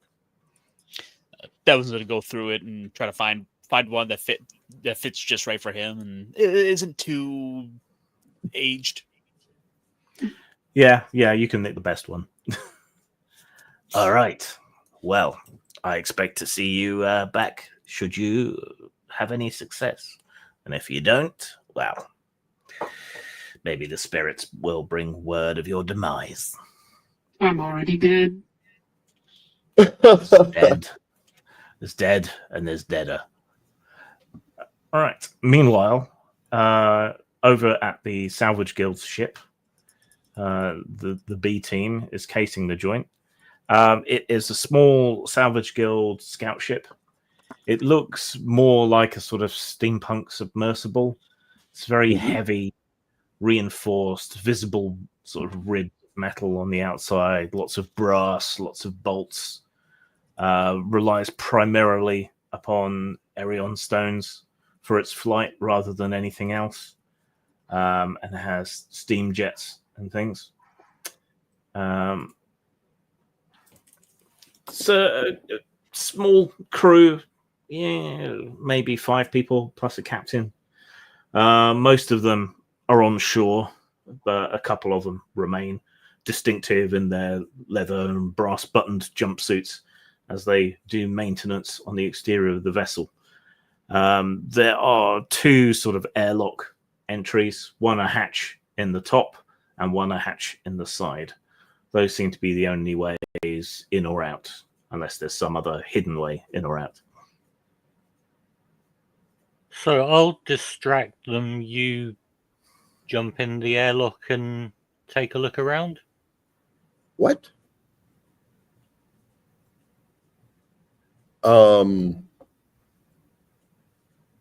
That's interesting. Or you can distract them and I'll take a look around their ship. I'm sure they've got some masks in there somewhere. I'm sure they got lots of cool stuff in there. I'm just starting to think about all the stuff. Yeah, Bao starts drooling. I'm like, what could be in here? So like I said, I have both a sleep bomb and a smoke bomb. Now, I can give you could use the smoke bomb, but you can't use the sleep bomb. They're doing maintenance on their ship. A smoke bomb would be quite handy. I could potentially make them think that something's gone wrong with their ship. All right, and there's also a sleep bomb that could send them to sleep. So all right, what is the weather conditions like? So here's the one issue with both of these. Is it windy? The weather conditions are overcast and drizzly. Oh, good. Then, yeah, that means a smoke bomb like that won't dissipate quickly. It'll linger where it is. Okay, so how does stealth work in this system? If you don't have a special skill or ability, then I'm going to say it's probably Dex plus Insight. At least that's what I would assume. Versus their Insight plus Insight. Mm-hmm. Okay. Well,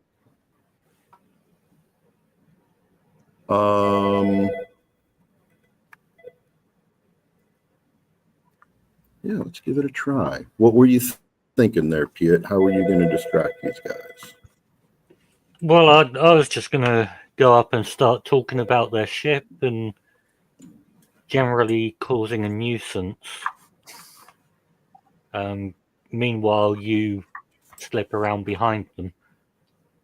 I mean, there's only a few of them there. It won't be hard to get their attention. Yep. All right. So while Bao gets ready, okay. Yeah, there's only 2. The rest are on shore. So Piet saunters up. They look over at you, sort of look you up and down, write you off as a peasant. What do you want? Oh, it's just a nice ship you got here. I just wanted to say what a great job you look like you're doing maintaining it. Be a shame if It's something happened to it. it's just a scout ship. Nothing special. You Oh from yeah, some? look at they don't make them like this anymore. Well, we're the only ones that make them like this. You can go deeper than just about any other vessel. We're always finding stuff down in the clouds that no one's ever seen before, or not for a very long time. How fast does one of these go then? Not very fast, that's the drawback, but they're tough. They go down deep. Will they go up high? It can, but the weight makes it a bit difficult. If we can pour enough heat onto the area, then we can get pretty high. But we mostly delve deep, down in the Cloud Sea. So what's down there then? I've never been down in the Cloud Sea. Oh, weird skyfish, wrecks that are just barely floating, islands. On the Cloud Sea, darling, it's better.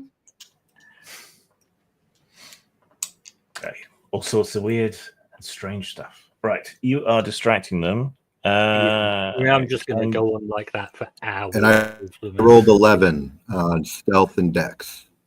Okay, and Simon, can you roll insight plus will? 13. Okay.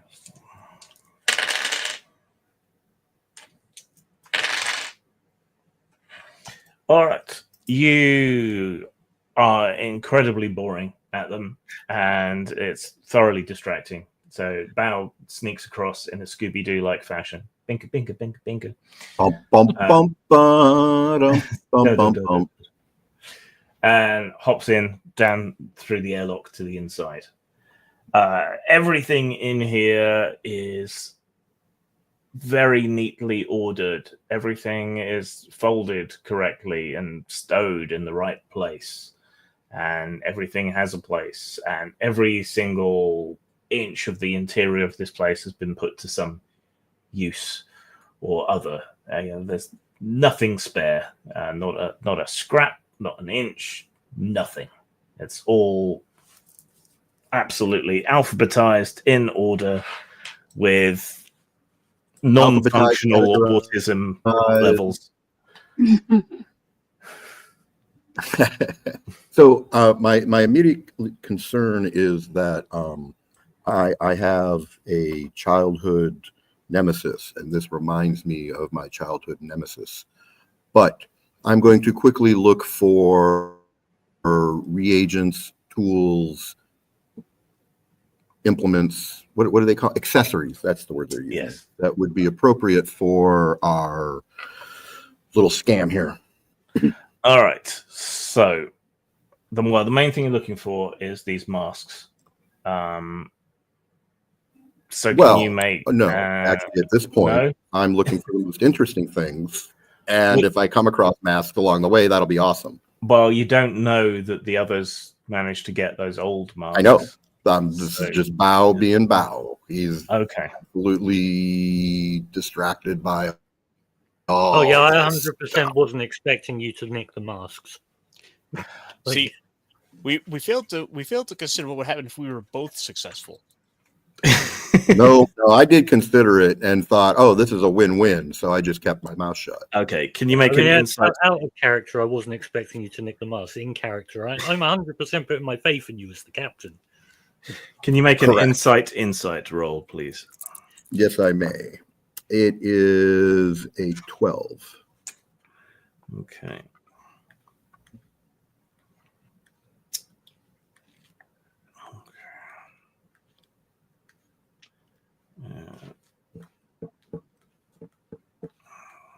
Just trying to find if there are any more accessories in the techno fantasy book.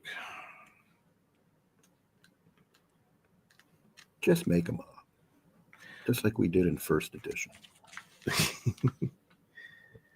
Yeah, 1A D&D, man, we just made magic items. There was no formula. You find a little blue thing that goes whoop on alternate Thursdays in between. Mm-hmm.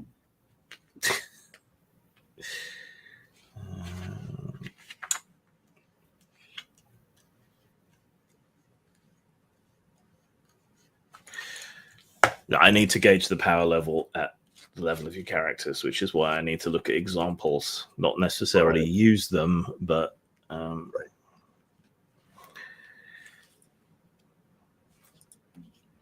And on a whim, I actually would be like kind of eyeballing, looking for things that would help someone who punches people punch better, harder.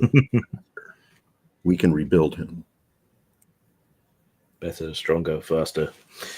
Like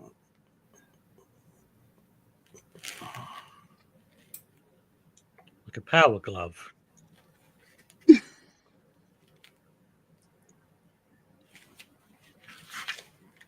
Well, Piet, if you take a level and tinker, we can work together and build stuff. And the reason I bring that up is because Tinker's an inventory mechanic character or class. Yeah, when I level up, I'd rather get better at stealing stuff. Become a professional panty thief. Yeah, but all this, you got to go to college for that, dude.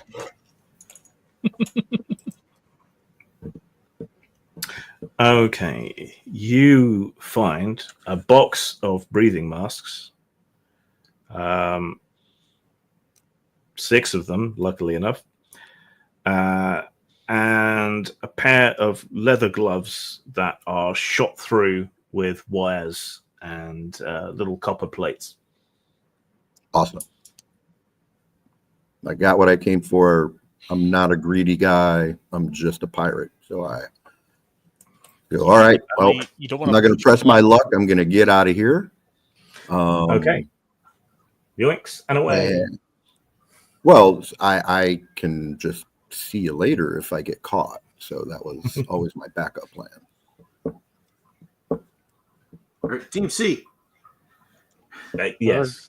As you walk past Piet, you're going to hear a thrilling conversation about giant, weird-looking fish.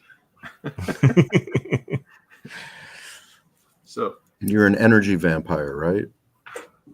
Yeah, pretty much. So what does Quinn get up to? Quinn's going down the market street, like the main street, right? Doing his pirate thing. And he starts nicking stuff because he's supposed to be a pirate stealing things. He starts nicking stuff from the stalls. Uh-oh. And not particularly trying to hide or anything. Just sticking it in his pocket and going to the next one. All right, Okay. get the booty. Put it in his pocket. Just keep going. Can you make? And Drakon follows me, menacing anyone who tries grabbing me. Okay. Can you make a Dex plus Insight roll? Because presumably you're trying to be sneaky-ish. 8. Okay. You managed to pocket about 20 zeniths worth of shinies without being noticed. Then you try your luck to steal a big sky melon from a little sort of vegetable stand that someone has. They spot you, but they let you keep it after Drakon hisses at them. And I All continue down the way, trying to grab stuff. Till either one of these guys see me or till someone catches me. Oh, they're elsewhere. So, Screamwipe, back on board the ship, around the main galley table, and you can report back to each other what you've accomplished. I accomplished a thrilling conversation with some people, some lovely chaps from the Salvage Guild.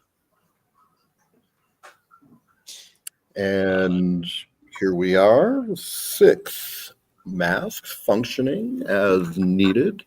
And I give Piet, I go, these look like they may. Can I do like an insight with my tinker, get an idea of what this is, what they would do? Yeah. That one off. So 11. Okay. These are accessories, permanent accessories. So while you've got them on, You can breathe where you wouldn't normally be able to breathe, and so they will also provide protection against poisonous gas. Cool. I give him to Piet. And Devlin and the others also have masks, but these are only going to last for like one use, so they are disposable air masks. 6 of them. All right. Same We effect. call them an emergency breathing device. EEB, emergency egress breathing device. And you had one against your rack when you're in the Navy, and it was just a little thing you put over your head, and it gave you about 10, 15 minutes of air. Yeah. So what have you guys promised in return for those? Well, we may have had to make some promises about the first grab at the loot from this, but all things considered, what you might slip in your pockets when no one is noticing is something our benefactor doesn't quite need to know about. At least the way I see it. When they're talking about the masks, I swagger in and start plopping all the random crap I stole on the table. Going, we stole a bunch of booty. That's all, Quinn. That's very impressive. And then I put the big melon on earned a top of level that. in pirate. Yes. You keep this up, and I might just let you fly the ship. With regard to the deal that you guys have made, we're not honoring it, are we? That all depends. How long do you want to stay here? This shithole? If we never come back, that'll be too soon for me. Every crew needs a niddler, and Quinn is your niddler. All right. What? What's a niddler? Niddler from Pirates of Darkwater, the flying monkey with the obsession for Minga melons. Okay, Quinn is your snarf then, or your orc. Oh, that's the Every ranks charts, he's Pippin. Good. The problem is they're uncivilized. Yeah, just not educated. in the old master. I mean, it's not like you put out a video on this or anything. But no.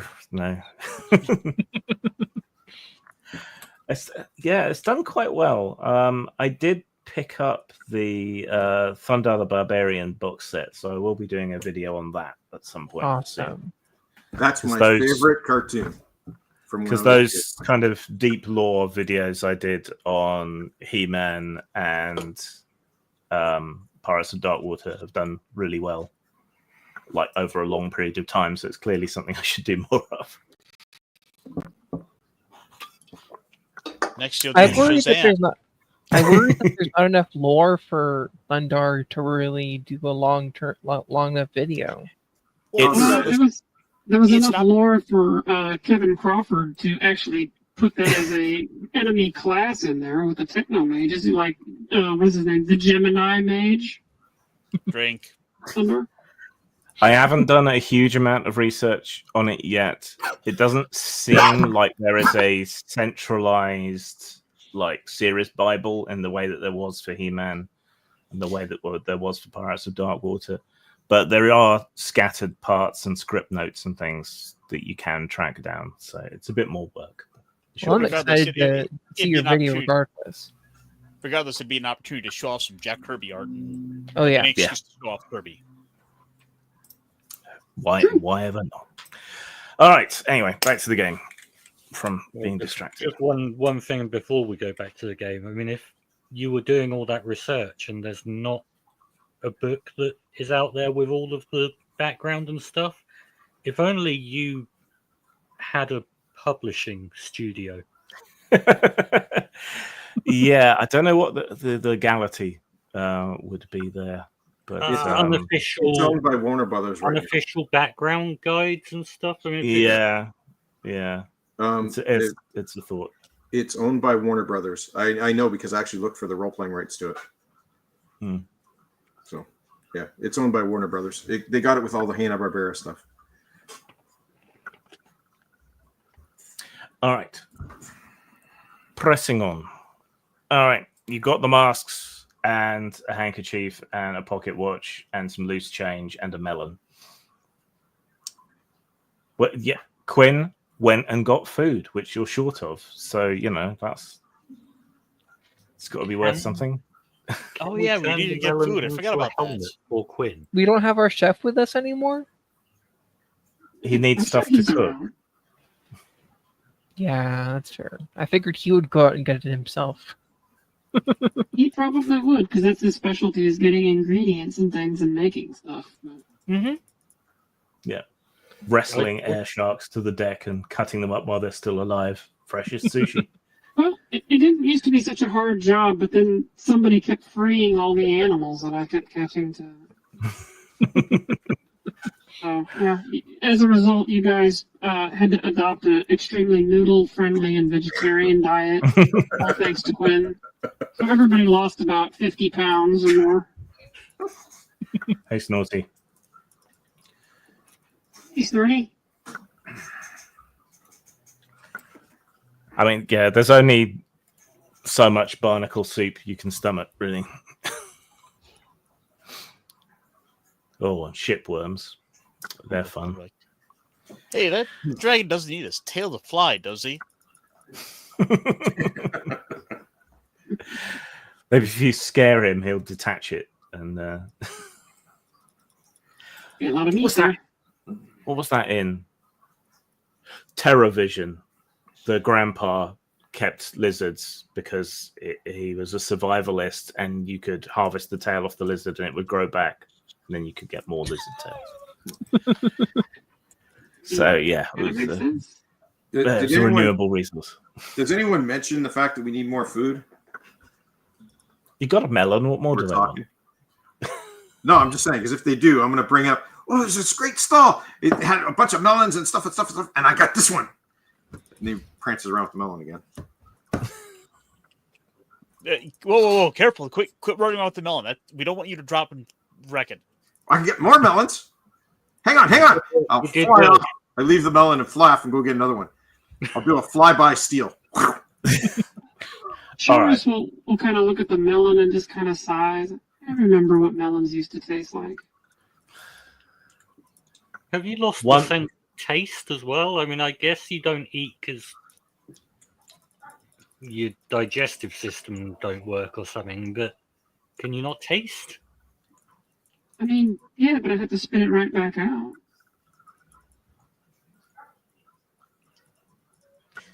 All right. Seems a waste of food.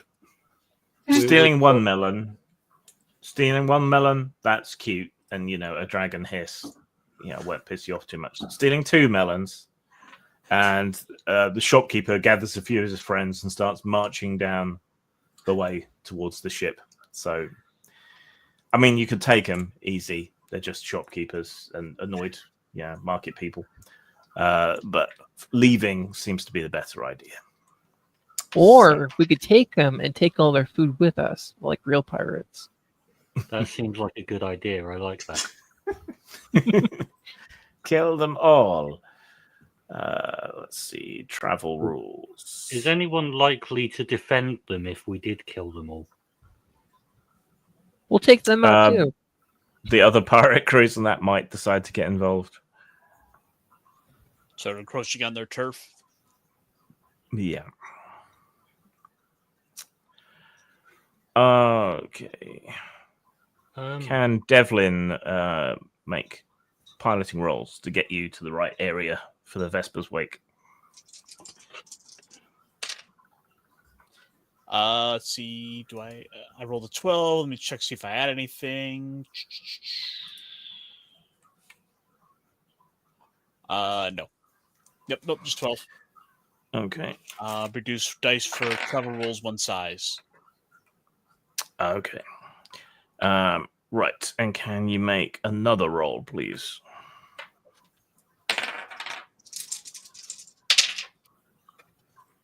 That's a 2. So that's a botch. Oh boy. Okay. So you gain a FABULA point. Okay, and roll again. I will figure. I should really start spending those because I've got like 8. I have 13. Yes, and you don't spend any. You run away from fights and don't contribute. There you go. That's why I got 13 of them. 14. I could spend a Fabula point and reroll that 4. 14's fine. Right.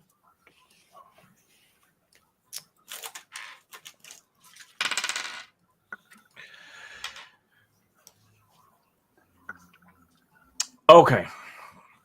It takes you about 3 days to get to the right position. The overcast and drizzling conditions of what did I call it? The salvage platform you were at, that place. The drizzle and overcast nature gets worse and worse until you're getting lashed by rain. Lightning crackles from the clouds above down to the cloud sea below, lighting up the sky. And the winds take the ship quite a long ways off course. You're blown into the heart of a storm, buffeted, smashed about, and it's all Devlin can do to keep the ship together. The ship takes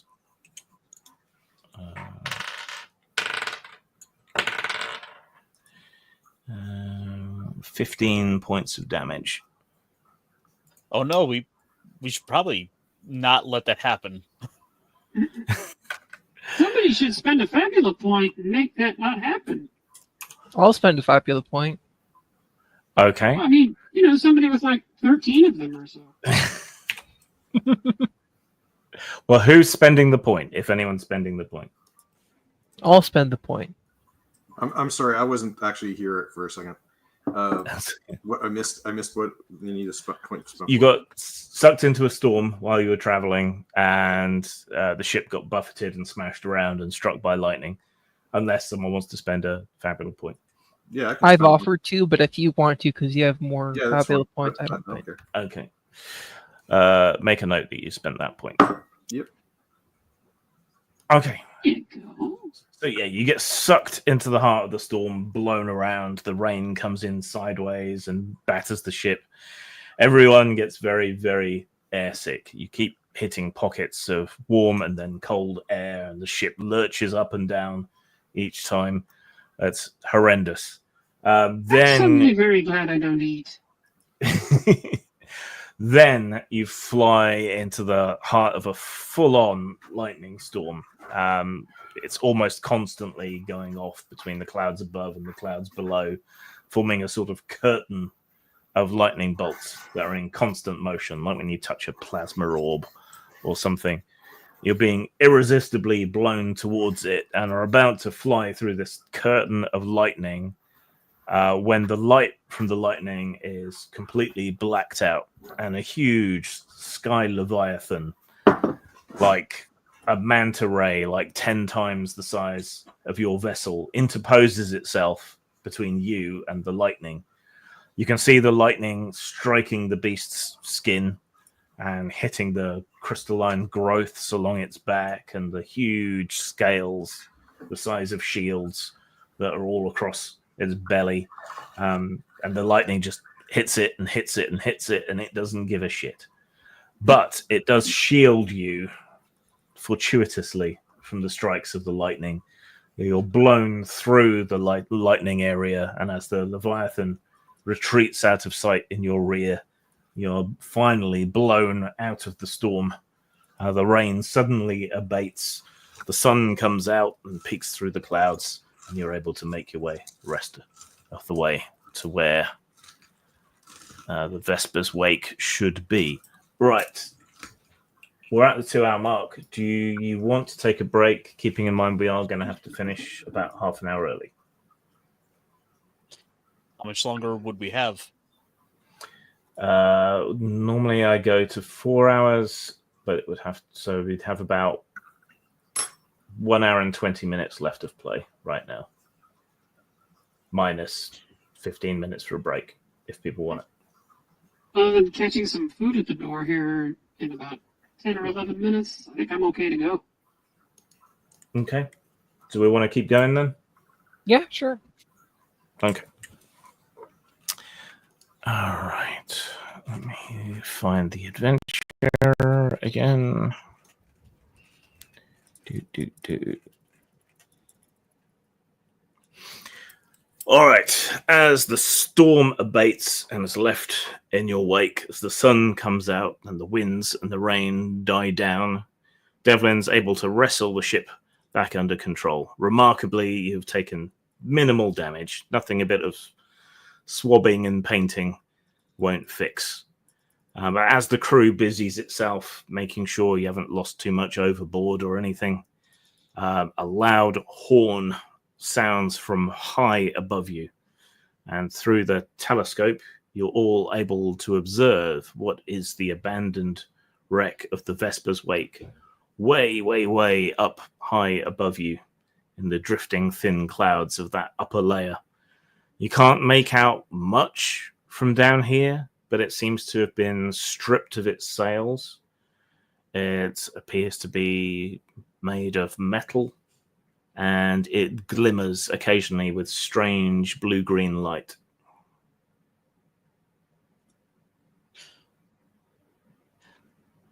So Devlin's going to grab the little intercom for the ship, some series of pneumatic tubes that he can pass his voice through, and is going to pass on words to the rest of the crew that we seem to be here. So get the mask ready, and let's get this on the road. I have a question though. Who saved us from that storm?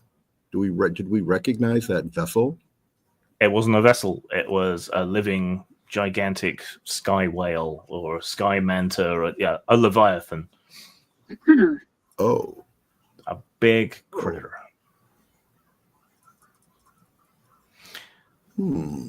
Okay. All right. Everyone makes ready. Everyone who can't have a mask seals the hatches and gets themselves inside, where they can keep some air pressure. And you sail along underneath it. Someone's going to need to activate the Arion booster. Well, it's probably going to be me, the Tinker. Okay. Can you make an insight roll, please? Can I use my Tinker toolkit to make it +1? You can indeed. Yep. Oh, wow. That's awesome. 16. Okay. You take it out, figure out how to kind of attach it to the engines, and then crank the various dials into position, and then go boop, and it glows bright blue. A bright blue glow, like a bad 80s on film sci-fi effect. Yeah, in camera stuff. Suffuses around over the ship, and it starts to rise rapidly up higher into the air. Can Devlin make a Dex and Insight roll to pilot the vessel in these unusual circumstances? I rolled a 10. That's pretty good. That's pretty All right. good. Yeah. You open the sails and twist them down to use them more like wings to help you control the speed and direction of your ascent. And the Vesper's Wake draws faster and faster and faster into view until you can make out more details about it. It's a 4-deck sky frigate. It's sustained a lot of damage from some kind of battle way in the past. There's rust and oxidation and black scorch marks all over its surface. It has portholes, but they're like washing machine windows inverted, so you can kind of stick your head out and look around slightly. There are busted remnants of guns and other equipment on the deck. The sails are long gone, but metal extendable masts project out of it. It kind of looks like a busted umbrella in a lot of ways. Mm-hmm. But you rapidly come up on level with it, and fire the grappling hooks across, latch onto the vessel, and bring your ship in alongside. As the Aerion booster burns out and ceases to function, weight returns to your ship and it kind of bends down at a 45-degree angle and everything slides over to the left-hand side of the ship. But you are latched on to the Vesper's wake and it stubbornly remains in the sky. All right. Well, where's the boarding party? Let's take a look. Okay, so everyone grabs their masks. That will take up your accessory slot. So you can't have any other accessories because JRPG rules. I don't Mhm. wear that. I don't wear one though. But So I that will nudge Devlin as we're about to go. You see, this is proof positive why that Bao is not the captain. Because the captain never goes on away teams. Yeah, I hand him a uh, red shirt. Go, here you go, my dear. Wear this. Was the power glove that Bell found an accessory or a weapon? it's an accessory. Damn it. Devil's gonna turn back to Shorus and flash that kind of Han Solo-esque grin, like, "Where's your sense of adventure?" I'm dead. And at that, Did you he's know gonna my sense of adventure call went? himself out. Of course, by the rules, this does mean Jun is going to have to take her panties off if she's going to be wearing a gas mask. Okay, fine, I'll do it. Well, I thought we had air elementals giving us air, and the gas That's- masks were just. That's it. That's if we use the paper that summons them. Yeah, it's another option. We But have you've got a the backup gas in mask. case something goes wrong. Yeah. There's probably some bullshit reason that you can't wear magic panties and a magical gas mask at the same time. Magical interference or something. But yeah. What exactly do the magic panties give you? They Resistance give to ice. you resistance to cold, ice damage, half damage. Oh, I can wear those. hmm All right, so the boarding party puts their masks on and shuffles out onto deck. You have to kind of pull yourselves over by the railings and so on, but looking across, you can see the deck of the Vesper's wake itself. Bits of the surround have been blown apart or burnt away or have rusted and rotted in the time it's been up here. So you shouldn't have any trouble getting onto the deck itself. The ship is mostly made of metal, which is corroded. There are sky barnacles and sky coral and other things growing over it. But not as many as you would expect. Perhaps being this high up, it hasn't had the opportunity to be attacked by so many living things. Have we come across any skeletons, any remains of any of the crew? Not yet. So there are a few fragments of tattered, mouldering sails tangled up in some of the broken equipment here. A couple of the masts are snapped off. The others are naked. Occasionally, you think you see a sort of flickering, like an electronic glitch here and there on the deck. Quick question: is Jun's magic defense below 12? It is, yes. I have a magic Okay, defense. that's of why 8. you're not wearing the magic pants, because I stole them.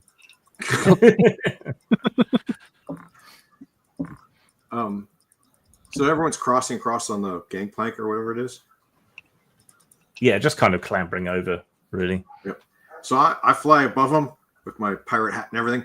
Come on, crew, let's go. We gotta board the vessel. And he's swinging his little wooden sword around. He's not wearing a mask, so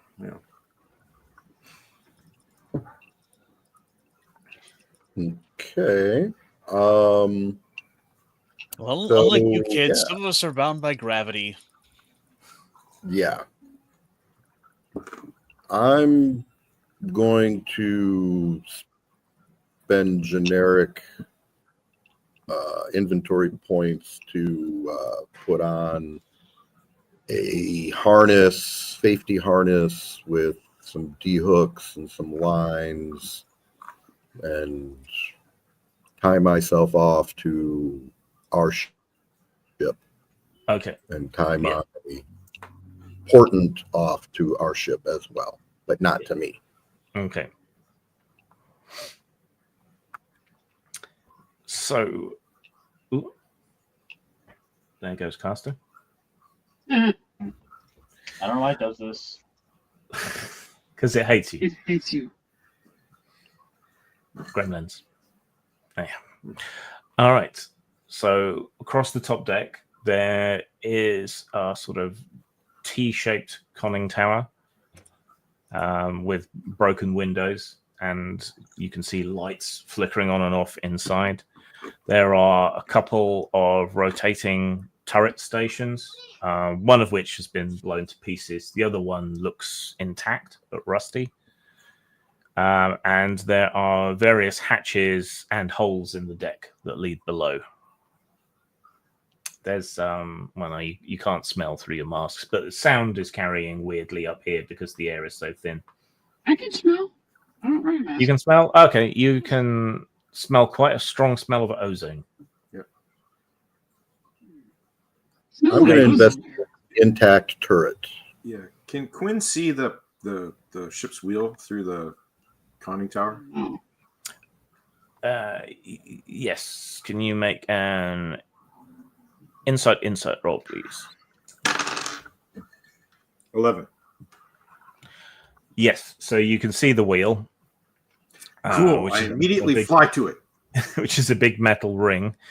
As you fly towards it, you briefly see a flickering viridian, slightly sort of see-through shape of what looks like a man, a soldier in an old uniform, standing at the wheel. It's just for a moment, and then it flickers away again. Okay. He ignores it. He grabs the wheel.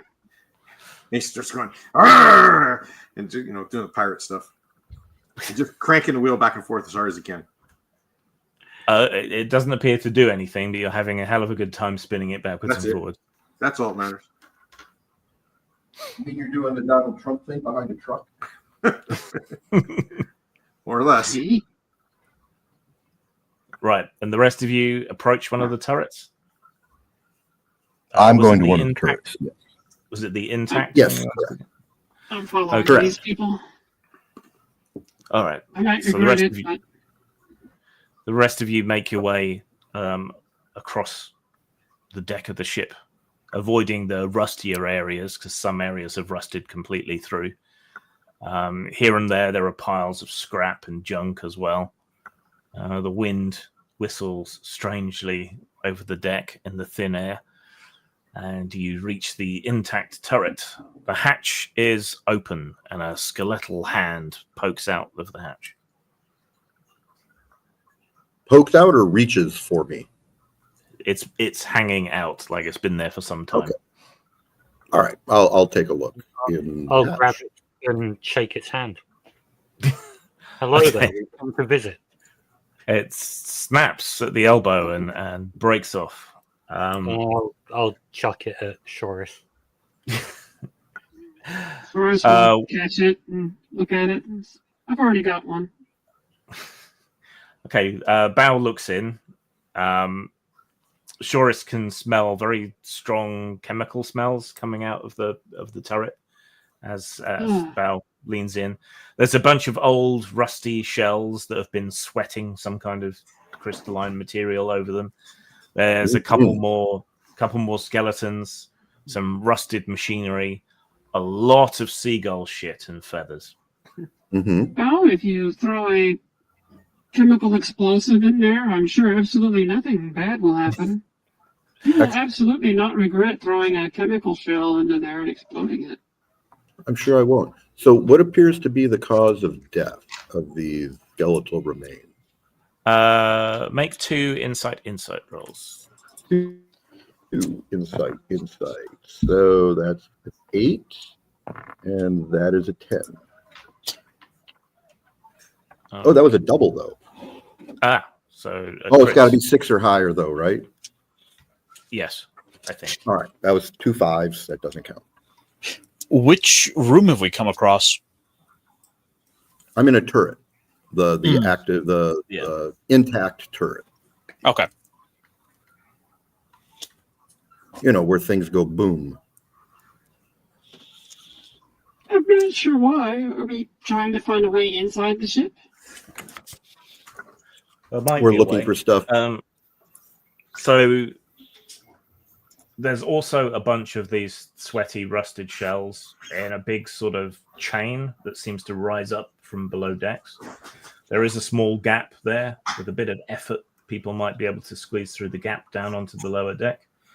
Checking over the bodies, for a moment there's a flash of this viridian light, and for a moment you see the crew sort of overlaid over where the corpses are. You think these ones actually died of starvation. The skin and flesh had time to retract onto the bones, and while the seagulls did their best, they couldn't peck it all away, and you're pretty sure they starved to death. Wow. Worst ways to go.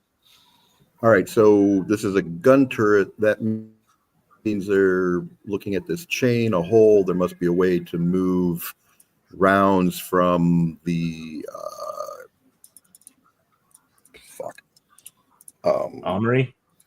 No, it's underneath the gun turret is where the shells are stored, and that magazine. Thank you, fucking COVID. Yeah, so there should be a way down into the magazine, and once you're in a magazine, you have to have a way to get out of the magazine so that you can fill the magazine, because you don't load it through those little holes. Yeah, there's a way in. We can go this way. I'm thinking if we knock any of these rounds over, though, they may go kaboom, because that could very well be sweating nitroglycerin, which reacts to contact. Or this being a magical world, sweating some kind of elemental, alchemical, nasty stuff of some description. Yeah. Okay. So I want to start harvesting the stuff that's sweating out.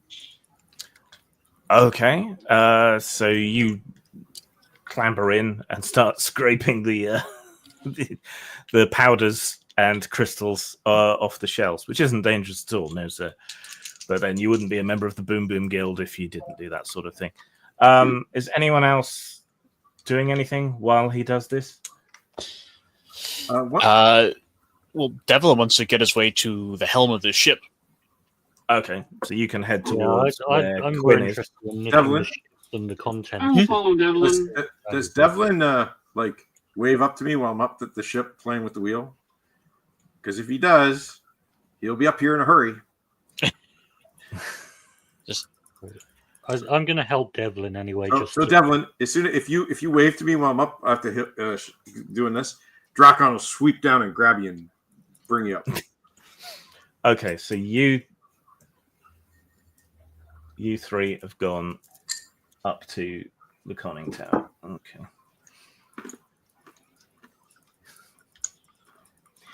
Well, ranged evaluation in all RPGs is to throw a stone at it and see what happens. So poke it with a stick. Yes. That's what the 10-foot pole is for. Can you make a dex plus? Yeah. Rules question. So many of the things that I have zones. They talk about area effect and zones. We haven't really covered that much in detail. Yeah, zones is kind of an abstract thing. Other games it's been used in are Phaser at Marvel Superheroes, which I think was the first game to use it. Fate uses it as well. It's just a way of kind of arbitrarily dividing up a scene. So, for example, the exterior deck around the turret could be one zone, the interior of the turret could be another zone. Gotcha. Okay. Anyway, can you make a Dex plus Insight roll to safely scrape highly volatile random substances from ancient artillery shells, please? It would be my pleasure using my +1. Do whatever not the fuck shoot that at is. the nuclear weapons. 13. 13. Okay. Mm-hmm. All right. So, yeah, you managed to scrape off some of these substances safely. As you do so, and the others who haven't gone to the conning tower stood around you, there is a bright viridian flash from one of the corpses. You see the person's body sort of see-through and glitching and color shifting as you look at it, and they gradually pick themselves up. But though their body seems to be made of light and is see-through and projected, where it touches the wall as they haul themselves up, dust flakes away from where they touch. And in an electronic voice that I can't attempt to replicate, it says "Desecrator." All right. The other Viridian means green. Yes. Viridian is a sort of blue-green. It's interestingly enough, it's how the Martian walkers' gases were described in the original War of the Worlds. Interesting. So there you go. Yeah, it's a kind of sickly blue-green. Yeah, I don't know how. I'm male. I don't know how to describe colors. It's color. Yeah. I understand. Is I'll it anything look like it the up new? later. Is it anything like that new color they said that was said that got discovered this week? I don't know about that. It's teal, by the way. Oh, Oh yeah, that one. It looks like teal. It looks like teal. look, we're dudes. We have less rods and cones. We can't differentiate between colors as easy. Speak for It's a yourself. thing. It's a real thing. Speak for yourself. Okay, so this is the second time I've seen a greeny blue flash, and now something that seems to be constructed of light. Yes. And the other main difference this time is I need you to roll initiative, everyone. Oh, because I was going to stick it with one of my construct things to see what happens. Right. Well, choose a leader for this combat. Oh, that's who's the D12 person? That was Devlin.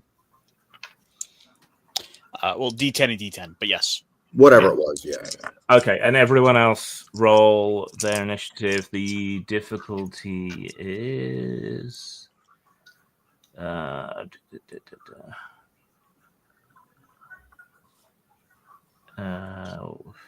16. Oh my God. I think. Remind me again what. I have to get double 8s to make that Dex, happen. Dex plus Insight. I think it's 16. Give me a second. Which I just rolled. Okay.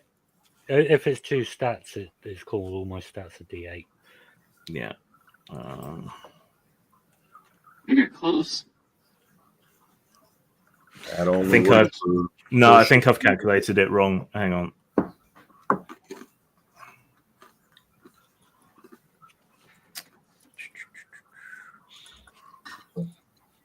Let's just say 14.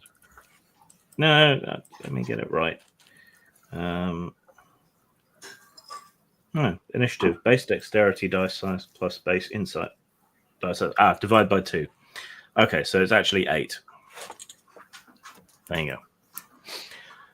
Okay. Well, then, Still got 15. I rolled a 12. Okay. So did I. 22. All right. So players first, definitely. 22? Yep. It's a good stat for me, and I got the Explorer's Belt +4. I keep saying you guys should have me roll initiative, but nobody does really listen. Because you always run from combat the first chance you get. Oh well. He's a child. He chose to play the child. I didn't force him. That's just He's skill. That's just a child user with his error. sword now. Look, Look. the whole point to having the high initiative is so that I can run away. But that's what we're done first. All right. So who wants to go first? Let's make Quinn go first. He's got the high initiative. Okay. What does Is- Quinn want to do? Is there anything going on in the conning tower? Well, you saw the flashing blue Flash. green lights down by the turret, and you noticed that there was also a flash right behind you and Devlin and Piet. Okay, turn around. What does it look like? What do I see?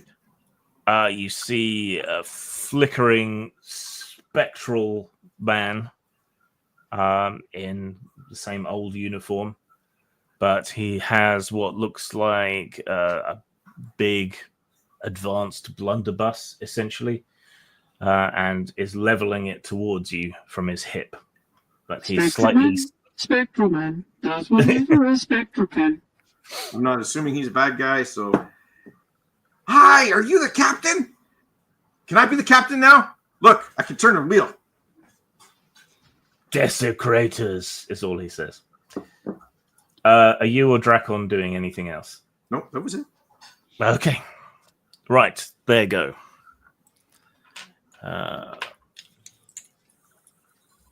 Right. One of the spectral creatures in the turret levels his blunderbuss at bow and fires. I thought there was only one. No, I did say there's two. Oh, I missed that. And then I have, what do you call it, to try to save me? What is your magical defense? 11. Right. The blast misses you. But where you feel the passage of something past you, like all the hairs on your arms stand up, and where the blast went past you, there are now glowing spots on the wall of the turret, and the metal has kind of sagged slightly. Okay. I'm going to toss a harmony bomb. It is an insight plus tinker versus the target's insight opposed check. If they fail, they become disoriented on the next action roll. They are shaken, and it disables magic or gadgets use on a failed check until the end of next round. Okay, so it disrupts magic. Right, what do they have to roll against? So they have. It's my insight, which I just rolled 5, plus tinker, which is 5, so 10. They have to beat 10 on the target's insight. Okay.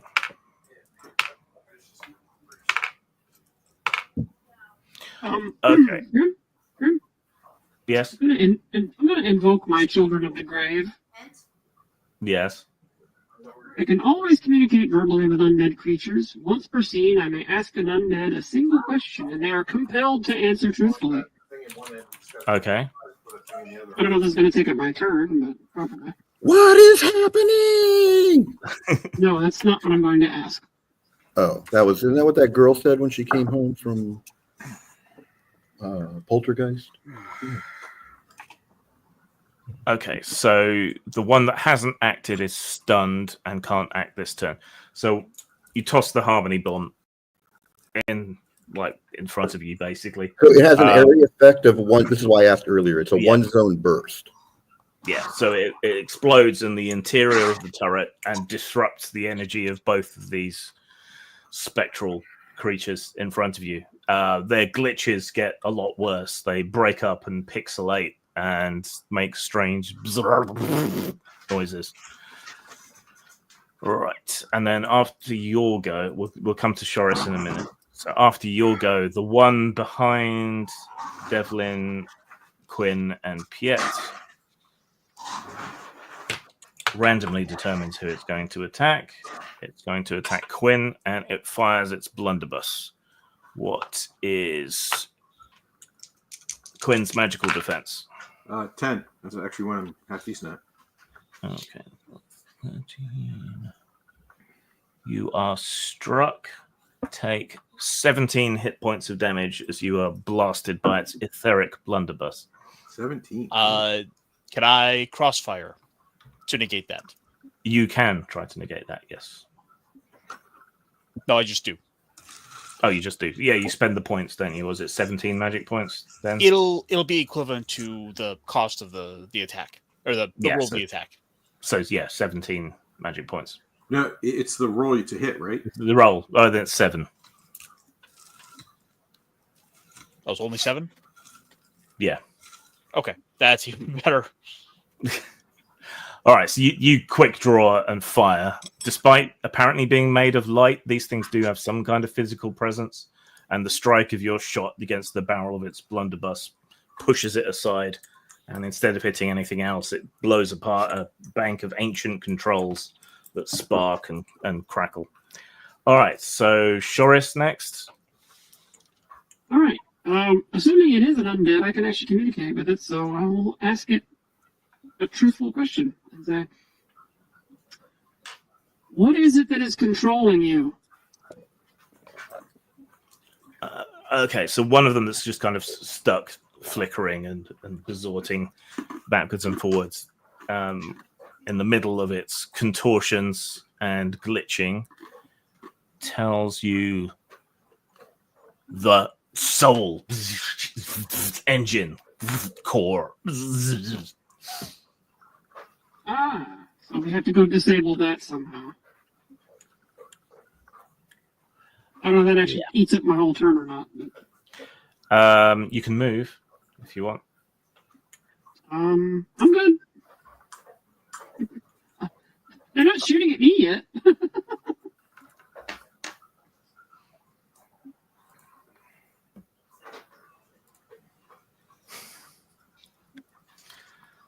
I don't go up another level till December. Level 50. I think I cap. So It is You fabulous. wish. yeah. I think you cap out at 50. Yeah, and become an NPC. I'll start over. You know, All right, so there you go. The other cannoneer is stunned. However, out on deck, one of the piles of junk unfurls and stands up. There are skeletal remains interwoven and interfused with bits of broken machinery, like a sort of Tetsuo Iron Man / zombie thing. I'd never heard that word said that way. Skeletal? Yeah, it's necromorphs. kind of. Yeah, I seem to swap back and forth between saying skeletal and skeletal, but I think skeletal is British pronunciation. But I'm not I like when you 100%. say a lot of them. I always say skeletal. I say skeletal.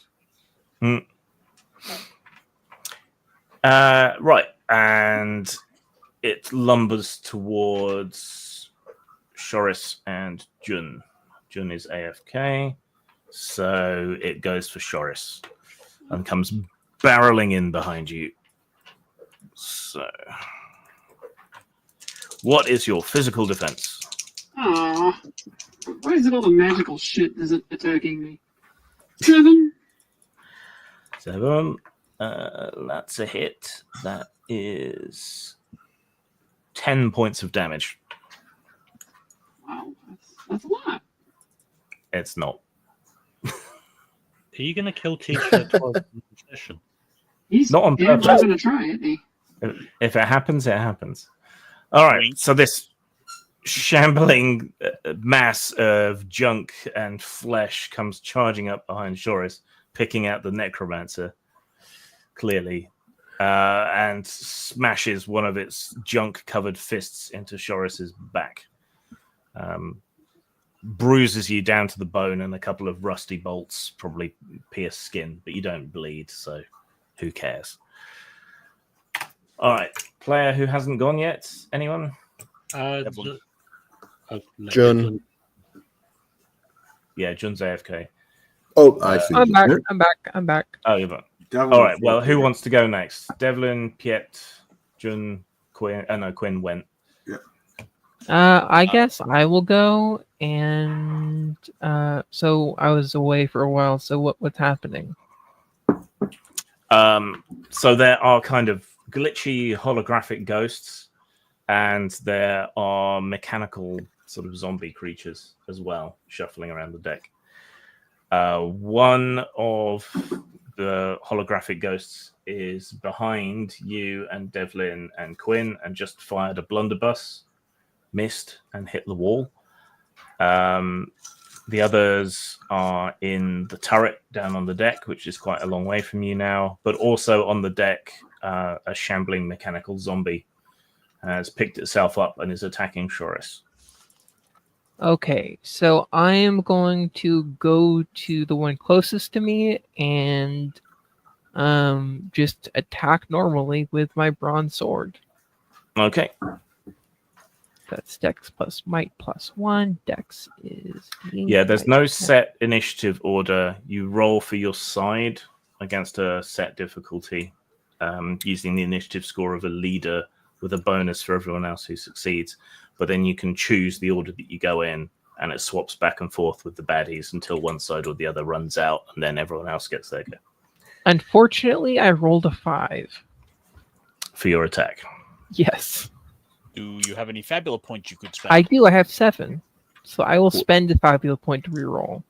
All right. And remember to keep track of the ones you've spent, because that goes towards XP as well. Okay. All right. Reroll. 8 plus 1d10 plus 1. That's an 11. And that is 14 damage. Okay. That is a hit then.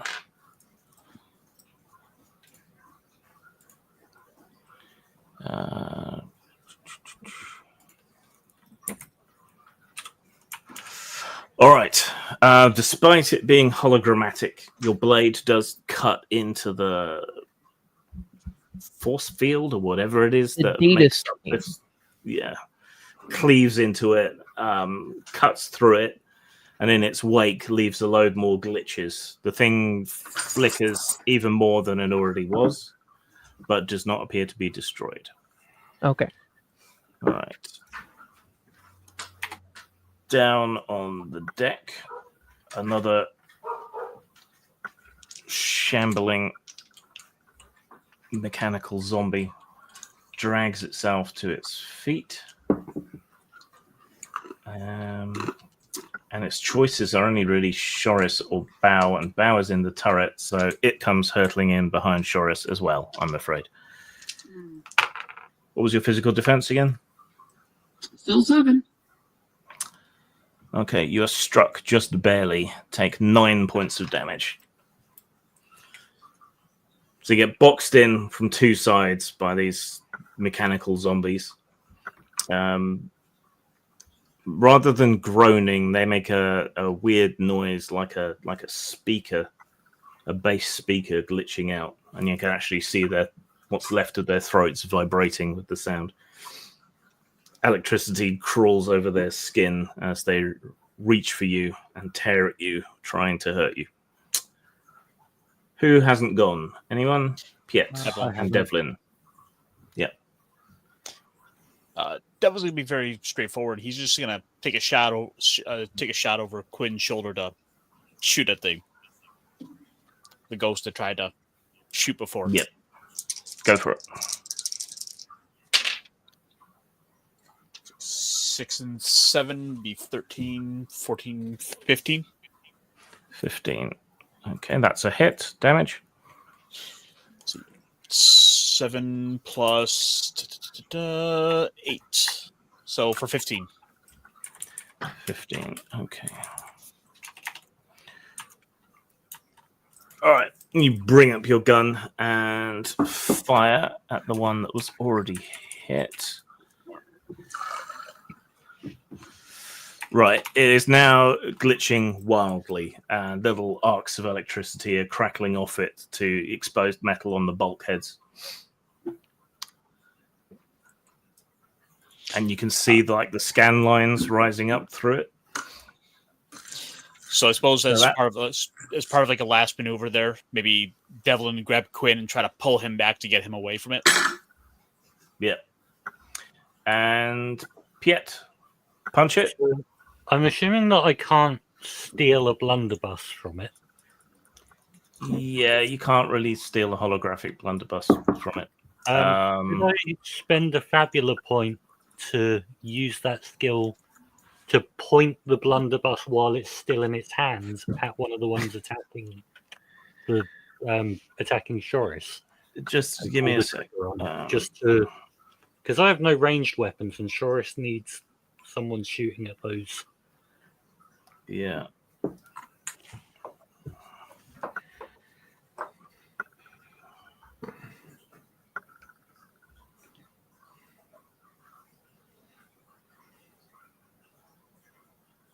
Okay, so it's not an elite or champion, so all stealing from it would be to replenish your inventory points if you'd used any, which you haven't.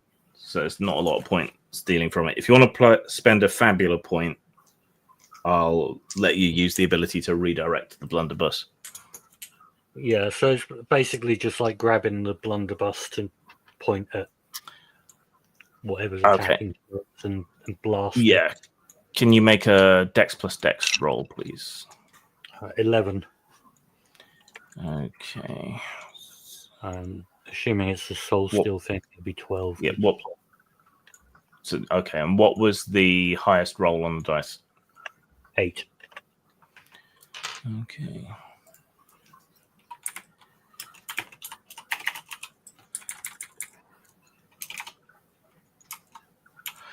Okay. As Shoris is locked in combat with these things, there's a bright flash of light from up on the conning tower, and one of the mechanical zombies is struck by a cluster of beads of plasma or something that burn into the side of it and smash off a whole bunch of the junk that's wired into it, exposing rotting leathery flesh. Piet hasn't. No, that was Piet. Devlin's gone. So everyone's gone. All right. Back to the top. New turn. Who wants to go All right. first? I want to go first because I'm inside the turret with two of these things, right? They are currently which are now no longer frozen.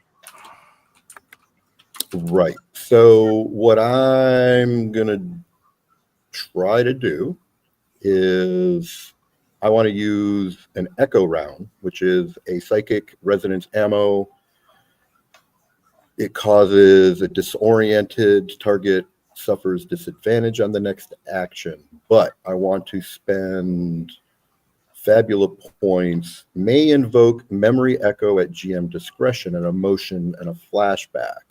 And I want to spend enough that I can make this emotional experience so intense that it destroys the mind of this undead spirit. Okay. Right. Is that just like, hey, remember how you used to be alive? Roll the mind break. No, remember how horrible things are for you that you would no longer want to be part of existence. Go away. Do you have a mechanic for that? Yep, I just hit it, and not regular just hit it. It's a bullet. 10, but 2 5s, but it's got to be 2 6s, right? Hang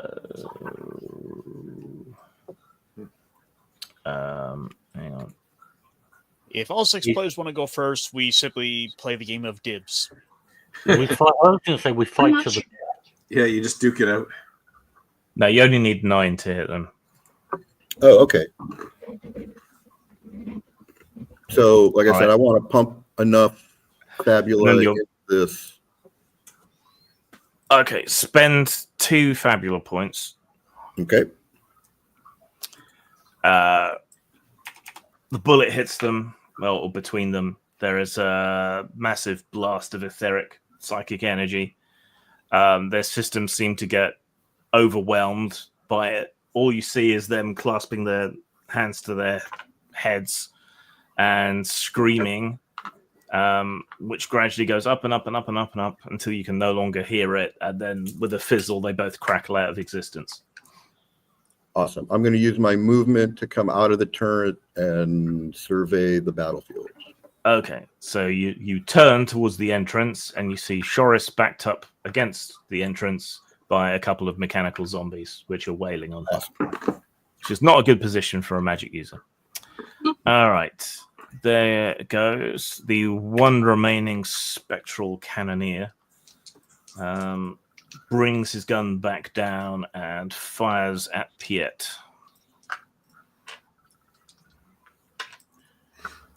What is Piet's magical defense? I believe it's 9. I'll need to double check that. Yeah, 9. 9.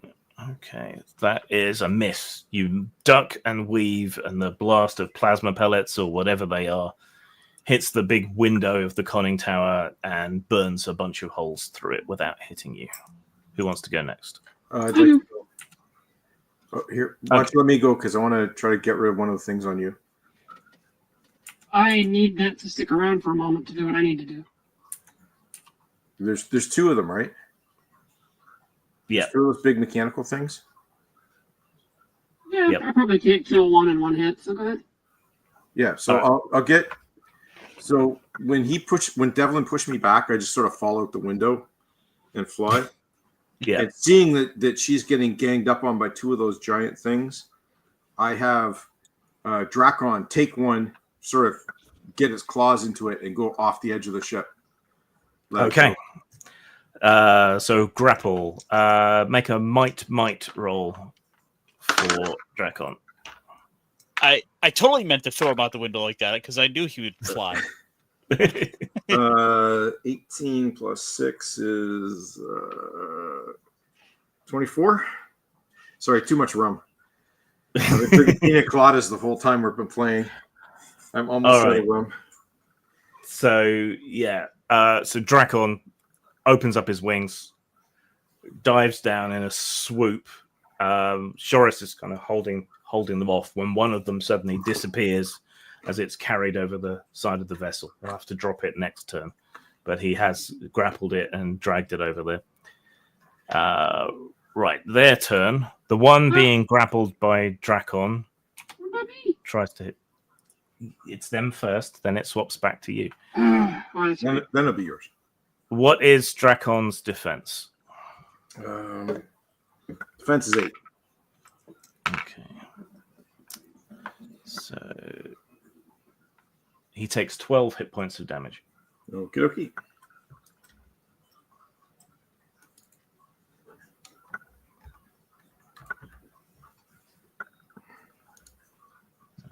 Okay. Yeah. So this thing reaches up and beats at Drakon, trying to hurt him, not really too worried about whether it's going to be dropped or not, but just smashing and growling and biting. And right, now Shoris. Alright, so I need to make an attack against its magical defense. Okay, its magical defense is 7. Alright, I rolled a 17. Okay, what are you actually doing? Right. I am using my entropic magic and casting Drain Vigor on it. Target Okay. suffers high roll plus 15 dark damage, and then I recover an amount of hit points equal to half the hit point loss that the enemy suffered. Okay, so how much damage did you do? And let's see. 24. So 24. I would get 12. Yeah. Okay. You drain the magical life force out of this thing, and actually that's enough to destroy it. So it just rusts and rots and collapses until a blackened skull lands at your feet. Ooh, so it basically went into crisis then, huh? Yes. So I got a grade point. Yay. What's that? A grave point? A grade point, yes. All right, What do they do? explain that because you said crisis was an issue. Yeah, once something goes into crisis, if it's oh, wait a minute, it's an undead, isn't it? What does it do? It doesn't do anything to undead. Okay, but what does it normally do? You get to spend the great points later, right? Yes, you can Power spend the up great other points abilities. later. Yeah. Okay, cool. All right, well, you destroyed it. Yeah, it's like a the other regenerating one- resource. And the Gotcha. other one's about to be dropped off. So the only thing that hasn't gone, that cannoneer's gone. So, all right, it's just you guys, whoever's left. Can I punch the one that tried to shoot me? You can indeed go for it.